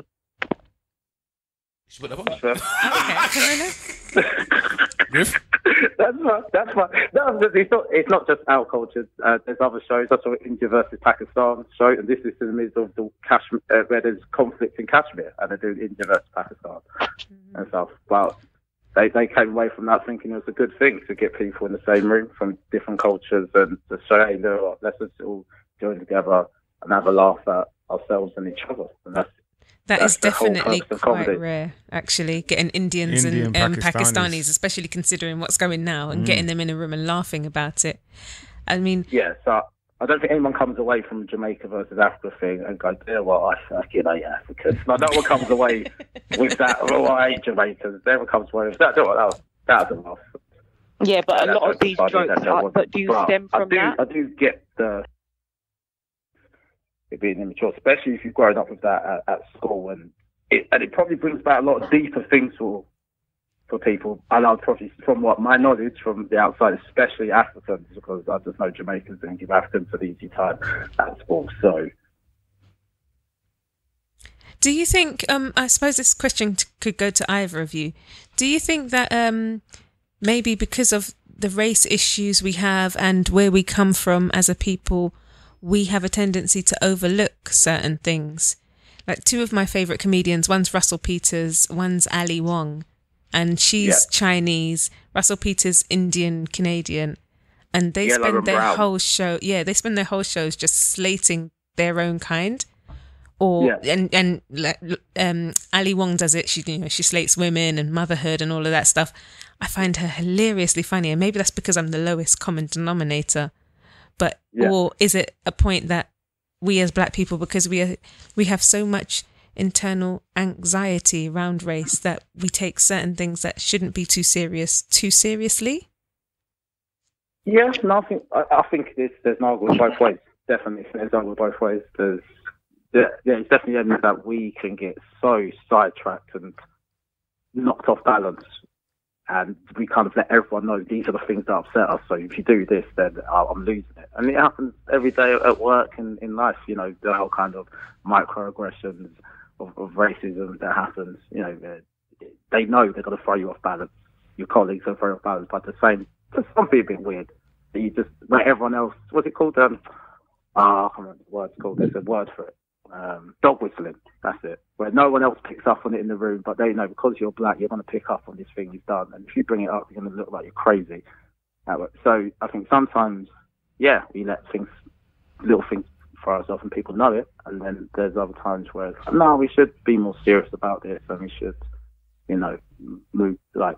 talk about it. And, okay. All right. Okay. Yeah, I think. Can I just chime in? Please. Sincerely, you say your last thing, and then both of you will say your goodbyes. So sincerely, go on. I just wanted to just answer her question where she said about sometimes can we take things too seriously. And I think I agree with him. I do feel like sometimes we can, only because sometimes as black people in the UK because we face a lot of us do face a lot each day. Sometimes just being black can be quite exhausting. So I do think sometimes, just take a little bit of a chill pill, but it can be difficult because you're always having to always be on 10.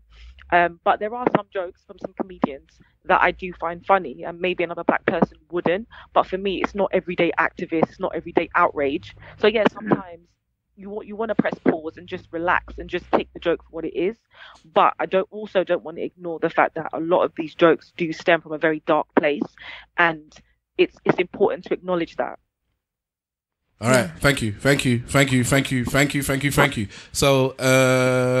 let's start off with Griff because he's got to go back to the show. Griff, say your socials and whatnot, and thank you for coming on. I know you're very busy right now, so thanks a lot. Say your socials and then go back to your business. Cool, no problem. Yeah, so it's Griff the Joker, and it's Darryl Griff on Instagram, Twitter, Facebook. I'm not sure who I've been speaking to today, but if they do want to talk to me, if they have their own podcast or whatever, then I'm more than happy to have the conversation face to face, and we can try and work this out. So yeah, listen, you come onto our podcast, yeah? I've got to come back. I've got to come back for the third time, innit? You can have us both on if the other person's on the phone. Have us both on your podcast. We do it that way, either way. But yeah, I'd like to have a conversation in person. That'd be good. All right, thank you. Okay, sincerely, Tops, thank you so much for coming on. Would you like to share your stuff with the masses? So my personal page is Sincerely Tops, and then my show is Black Canvas on YouTube. Subscribe, Black Canvas, BLVCK Canvas. All right, so thank you both of you for taking time out of your Sunday evening to share with us. You can go now. Okay, cheers. Thank you very much. Yeah. See you later. Cheers, man. Nice one. Bye. Peace. That was lovely. All right. I love a good discussion on a Sunday afternoon. Why were you holding in your laughter? I don't know. I actually forgot where I was. I forgot where I was and what I was doing. All right. That's beautiful. Big up you guys for joining in that conversation for us. Yeah, that was nice, man. I like that. Yeah. Okay. All right. So that's that then, because we've run out of time. Gaza. For real. Yeah. There's so much other stuff to talk about, but we're going to have to leave that for another time. Yeah, man. So let's do our socials and our church notes and then get out of here. So let's start off with who's ready? Yeah, I'm ready. Go on. Okay. One of you. You want to go first? You can catch me. You're the older one. Go on first. Yeah, you can catch me on Instagram on AKA Mr. Wolf, on Twitter on AKA _Mr. Wolf. I will recommend one thing actually is I'm watching something called A Contender. So anybody out there that is a boxing fan, back in the day there was a Contender show that was hosted by Sylvester Stallone and Sugar Ray Leonard. This time it's hosted by Andre Ward. Try catch it on ITV Hub because they've done about 5 episodes. I think you can find the winner online, but I'm obviously not going to do that. But it is so good. This is real reality TV. Yeah. Not any of that nonsense that people be watching these days. You watch it? I watched a few clips because I usually watch UFC Tough Enough. No, Okay. no, Tough Enough is WWE. Sorry, the UFC version of the Contender. Ground and Pound. I'm going to talk about that in a second. It's very good. A very good show. So if you Yeah. can, Contender ITV Hub is an amazing show. Okay, so I'm supposed I'm going next. So at Big Wahala on Insta, at Big Wahala on Twitter. I actually wanted to talk about it, but we don't have enough time. But I do want to big up the ladies of the WWE.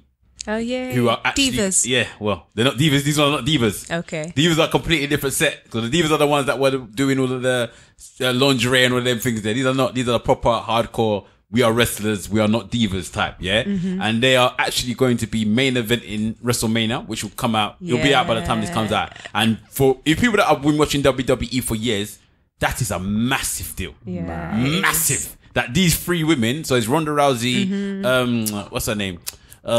Charlotte Flair, and they call her the man. I forget her name. The Irish one. Yeah, the Irish one. They call her the man. Yeah, no, she calls herself the man. Look at me, I didn't say nothing. Okay, hold on. Let me find her name. The Irish one who's just beating up everyone about now. Can you just hold on a second? I'm trying to find the person's name. Okay, then. In the meantime, then Simple Simon. Yeah, at Simple Simon. Go on.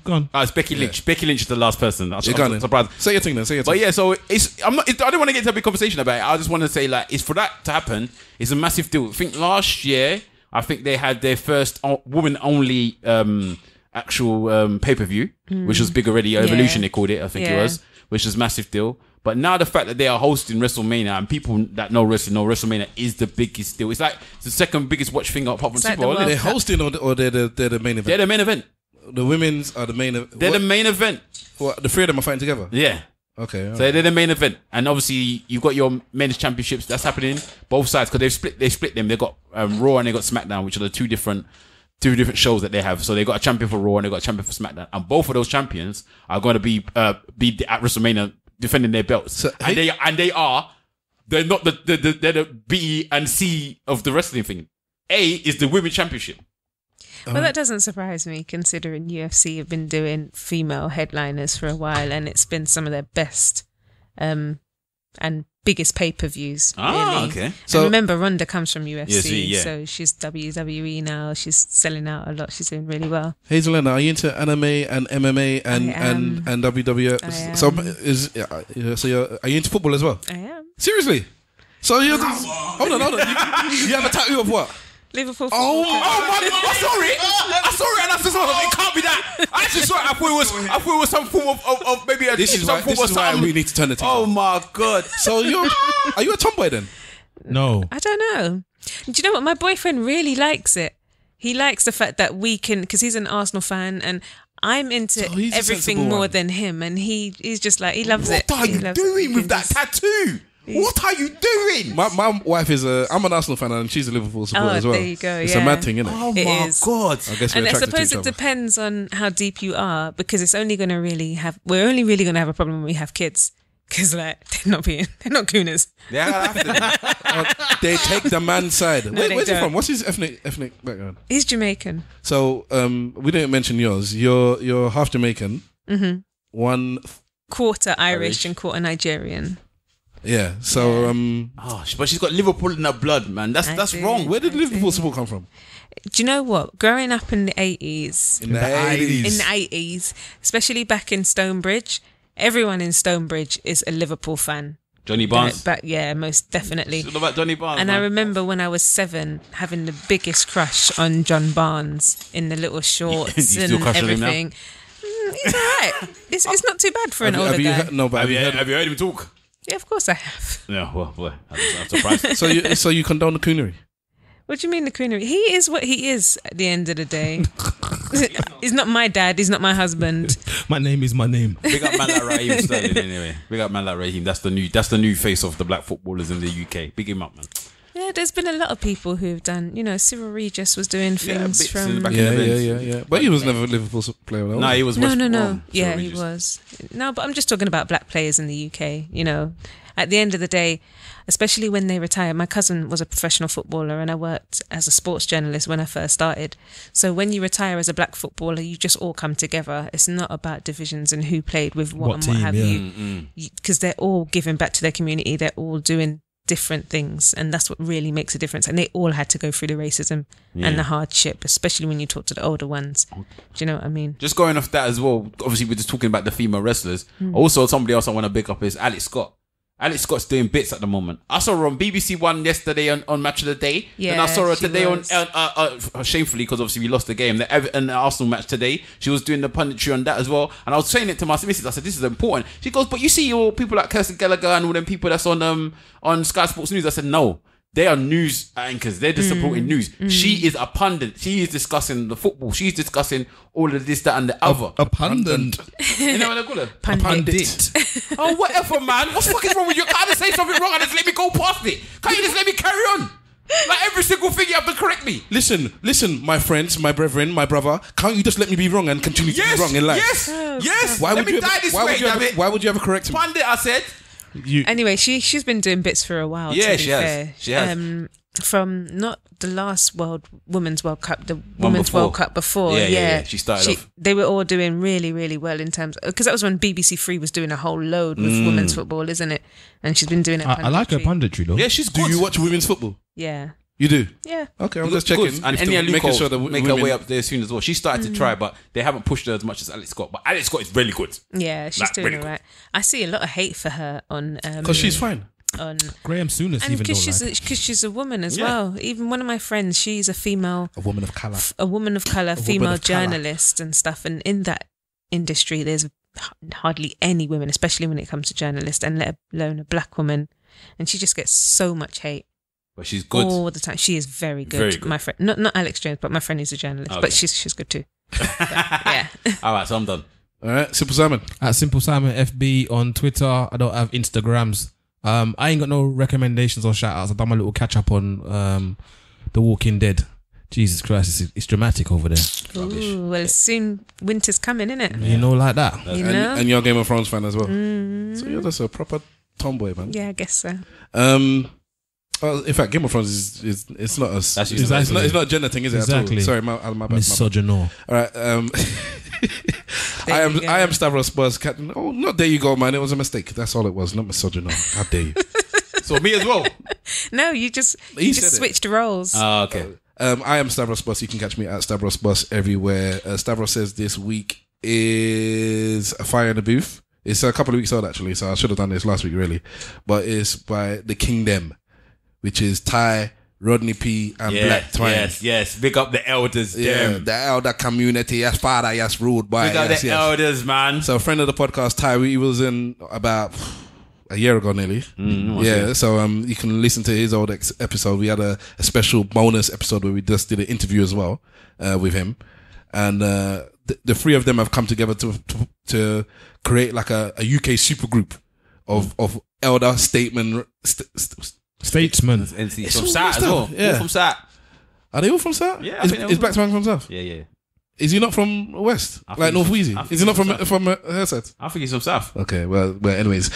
So anyway, they've some of you listening may not know who Ty, Black Twang, and Rodney P are. So Rodney P. Yeah, some of you may not know, but they're rappers they're rappers, and they've collected together. They've made a super group, as far as I'm concerned, and they've been touring.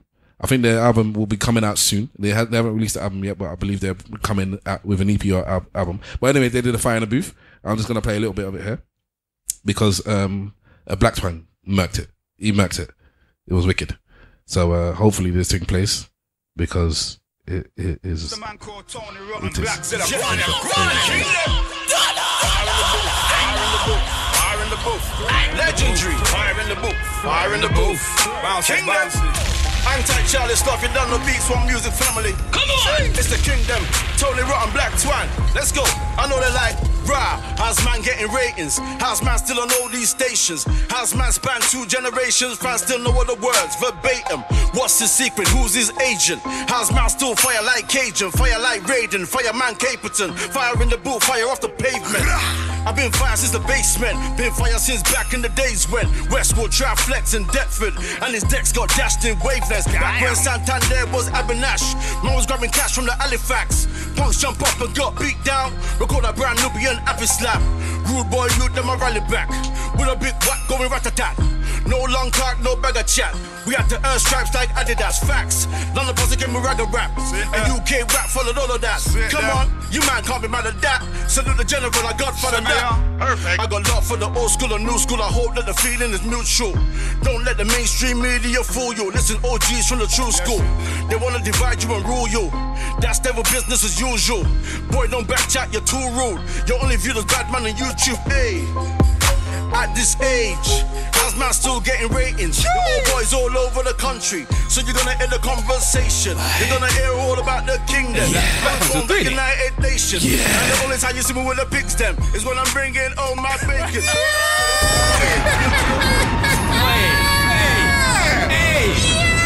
Hey! And you know what? To be real, out of the three of them, I wouldn't have expected Black Twang to murk it the way he did. And he really he murked that freestyle. There are another two verses. You heard Ty and Rodney P. Go on YouTube, find the booth, or on Apple Music. Listen to the thing there.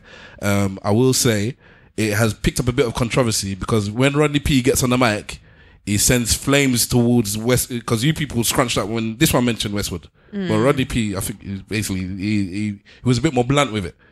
And so it's like people are just talking about this is the fire in the booth where Westwood is getting cussed. Yeah, but you know why that's happened, isn't it? Go on. There was an interview with Westwood and Giggs, and Westwood asked him about his biggest influences, and he said Rodney P. And then Westwood said, "Well, why Rodney P? I felt like he kind of dropped off. He was a bit dead, whatever." When's this? I'll send you the link for it. Okay. He disrespected him differently, and even Giggs was like, "Nah, Rodney P is the dad." Because I've always rapped, you know, no one's here, but obviously it's UK, you know, no one's like, because I used to think, wow, like, where does my music fit in? Like, it don't sound like East Coast rap, don't sound like West, don't sound like South. Like, where does our... And didn't sound like UK, like that early UK rap. Yeah. But that early UK rap, that was like proper hip hop though, innit? Like, you know, no one's like, do you know what I mean? Like old school, but it was also quite garbage as well, to be quite honest, you know what I mean? That's couple hard, man. Like who? Rodney P was hard. I liked him. He rapped English as well, like the way he speaks, like, you know, the man them, you know, the man them just say, you know, that one's like. I always felt he had a plum in his mouth. I don't think it's just that. Obviously, there's a history of it. If you listen to our Thai interview, you will hear discussions about that as well. So you can go back and go back in the list. I can't remember what number it is, but it's a whole different color from the rest. It's a special bonus episode, and we discuss Westwood with Thai. So it's a long-standing thing. Yeah, a long-standing thing. But anyway, that's my recommendation for this week. So our wonderful, illustrious, beautiful, and stupendous guest, Hazelann. That's lovely of you. Thank you. Listen, you're just all right. After you don't support Liverpool, I'll maybe give you any of that props there, man. No problem. Yeah, that's all right. Yeah, okay then. I'll take that. Would you like to give us your socials and any church notes, anything you want to promote? Yeah, do you know what? Don't worry about my socials because I don't even know them. Okay, fair enough. But if you do fancy taking up meditation, don't take up medication. Meditation. There's this channel called Boho Beautiful, and they do short guided meditations. So I'm just glad you messed up the suit, because now that completely set, everybody's messed up. So short guided meditations on whether you're feeling stressed or whether you want to relax, or you know, whatever you're feeling for that day. If you've not tried meditation before and you want to try and take a step out and just want to regroup and feel kind of mental healthy, then, you know, give her a go. It's called Boho Beautiful. That's who I on YouTube like to watch. Yeah, on YouTube. All right. That's my only thing. So you're bigging up somebody else? Yeah. Not your own things? No. All right, fair enough. Yeah. Oh, and big up ESN. Thank you very much. You know? Thank you very much. Plug. Yeah, there you go. All right, so you can catch us at ESN Podcast on all your social medias. Use the hashtag ESNPod to join in the conversation. I think this one really is about this Jamaica versus Africa thing. or I would like to say the Caribbean versus Africa at least, because I don't see how one small island, insignificant. I'm only joking. Because we're broader than Broadway. I know Jamaica is probably in the whole wide world in terms of culture. Probably Jamaica is the biggest culture influencer broader than Broadway outside of the UK. I was about to say because England exactly, obviously, but in terms of language and everything, but Jamaica's there. So, but it's one country opposing a whole continent, not bigger country, the continent, of Africa. Because we're broader than Broadway. So, anyway. Guess we're broad. You can't even go to the show anyway. Just confuse yourself. Yeah, I don't know which side I'm defending. So, anyways, hashtag ESN pod. Join in the conversation. Let us know what you like. Let us know what you don't like. Holler at Hazelann. Find her on social media somewhere. She'll be there. She'll respond eventually. Eventually. Yeah. If you find me. Her socials will be on. Well, do you want me to add your socials on the show notes? Because I do that with everyone else. Do you have them? I got your. Well, I definitely got your Twitter because that's how I've been contacting you. Yeah, I mean, I don't mind. Okay, cool. I'm not Did you get in touch with Courtney? No, you didn't. Well, this is not a conversation for people that they don't know what you're talking about. I don't know what you're talking about. Go on. All right. One quick thing though before I go, because because I forgot to remind you, I was on Off the Cuff last week. Oh yeah. So Off the Cuff that you can get from now to whatever Thursday, whenever, innit? Yeah, whatever. Anyway, I don't know what episode number it is, but I was with Off the Cuff boys on their show. Big them up for having me. It was a good show, man. Longer than expected. I thought we were gonna get kicked out. We didn't get kicked out, boys. We had a good long chat there. Yeah, that's the longest show, man. I see some good feedback too, as well. So it's nice to have their feedback from their crowd as well. So good on this conversation, isn't it? It never hurt anyone. Episode 178. The marathon continues. Yeah. Off the Cuff pod. He left. He didn't tell us, man, he was going. He just left. I told you I was going the day before. The day before, he said, "Yeah, I'm going on Off the Cuff. I'm just going on their pod, innit?" Yeah. Okay. So man's trying to leave. He says he's the Bobby Brown of the crew. He's trying to leave us. Yeah, Mr. Ralph Church. Nobody wants to be the Bobby Brown of anything. I do, man. I want to cook that cocaine chicken. That's how. Dealing with him. That's my chew, you know. Yeah. That's my favorite video of all time. It's murder. Sorry. Yeah. So big up the Off the Cuff buds, guys. Yeah, we picked you up last week. I ain't picking you up no more after you don't invite man on me. Sorry. All right, one of you guys we're gonna invite on, innit? Just one of them. We'll decide which one at some point and try and break up their crew. Divide and conquer UK style. Yes, I think and think. Yes. All right, some cool. peace. All right, yeah, you done? Roll it up, man. Everyone's done? Yes. Thank you very much for tuning in to episode 119 of the Eloquently Say Nothing podcast. Find us everywhere. Oh, and big up Courtney.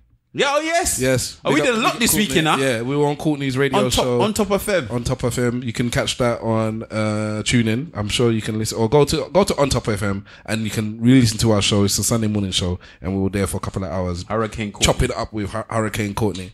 Saturday morning show. Sorry. Did I say something? Yeah. Sorry. Anyways, but yeah. So shout out Courtney. You're a bright light in our lives. And we're definitely looking forward to having you back. Yay. Yes. Okay. Cool. All right. Okay. Thank you. And thank you as well. And remember, if you ain't saying nothing, say it well. Slag for life. Gaza. Was it everything you expected? I know y'all miss my love. Yeah. No, I never expected it. You know y'all get Are you guys cinema outside? I'm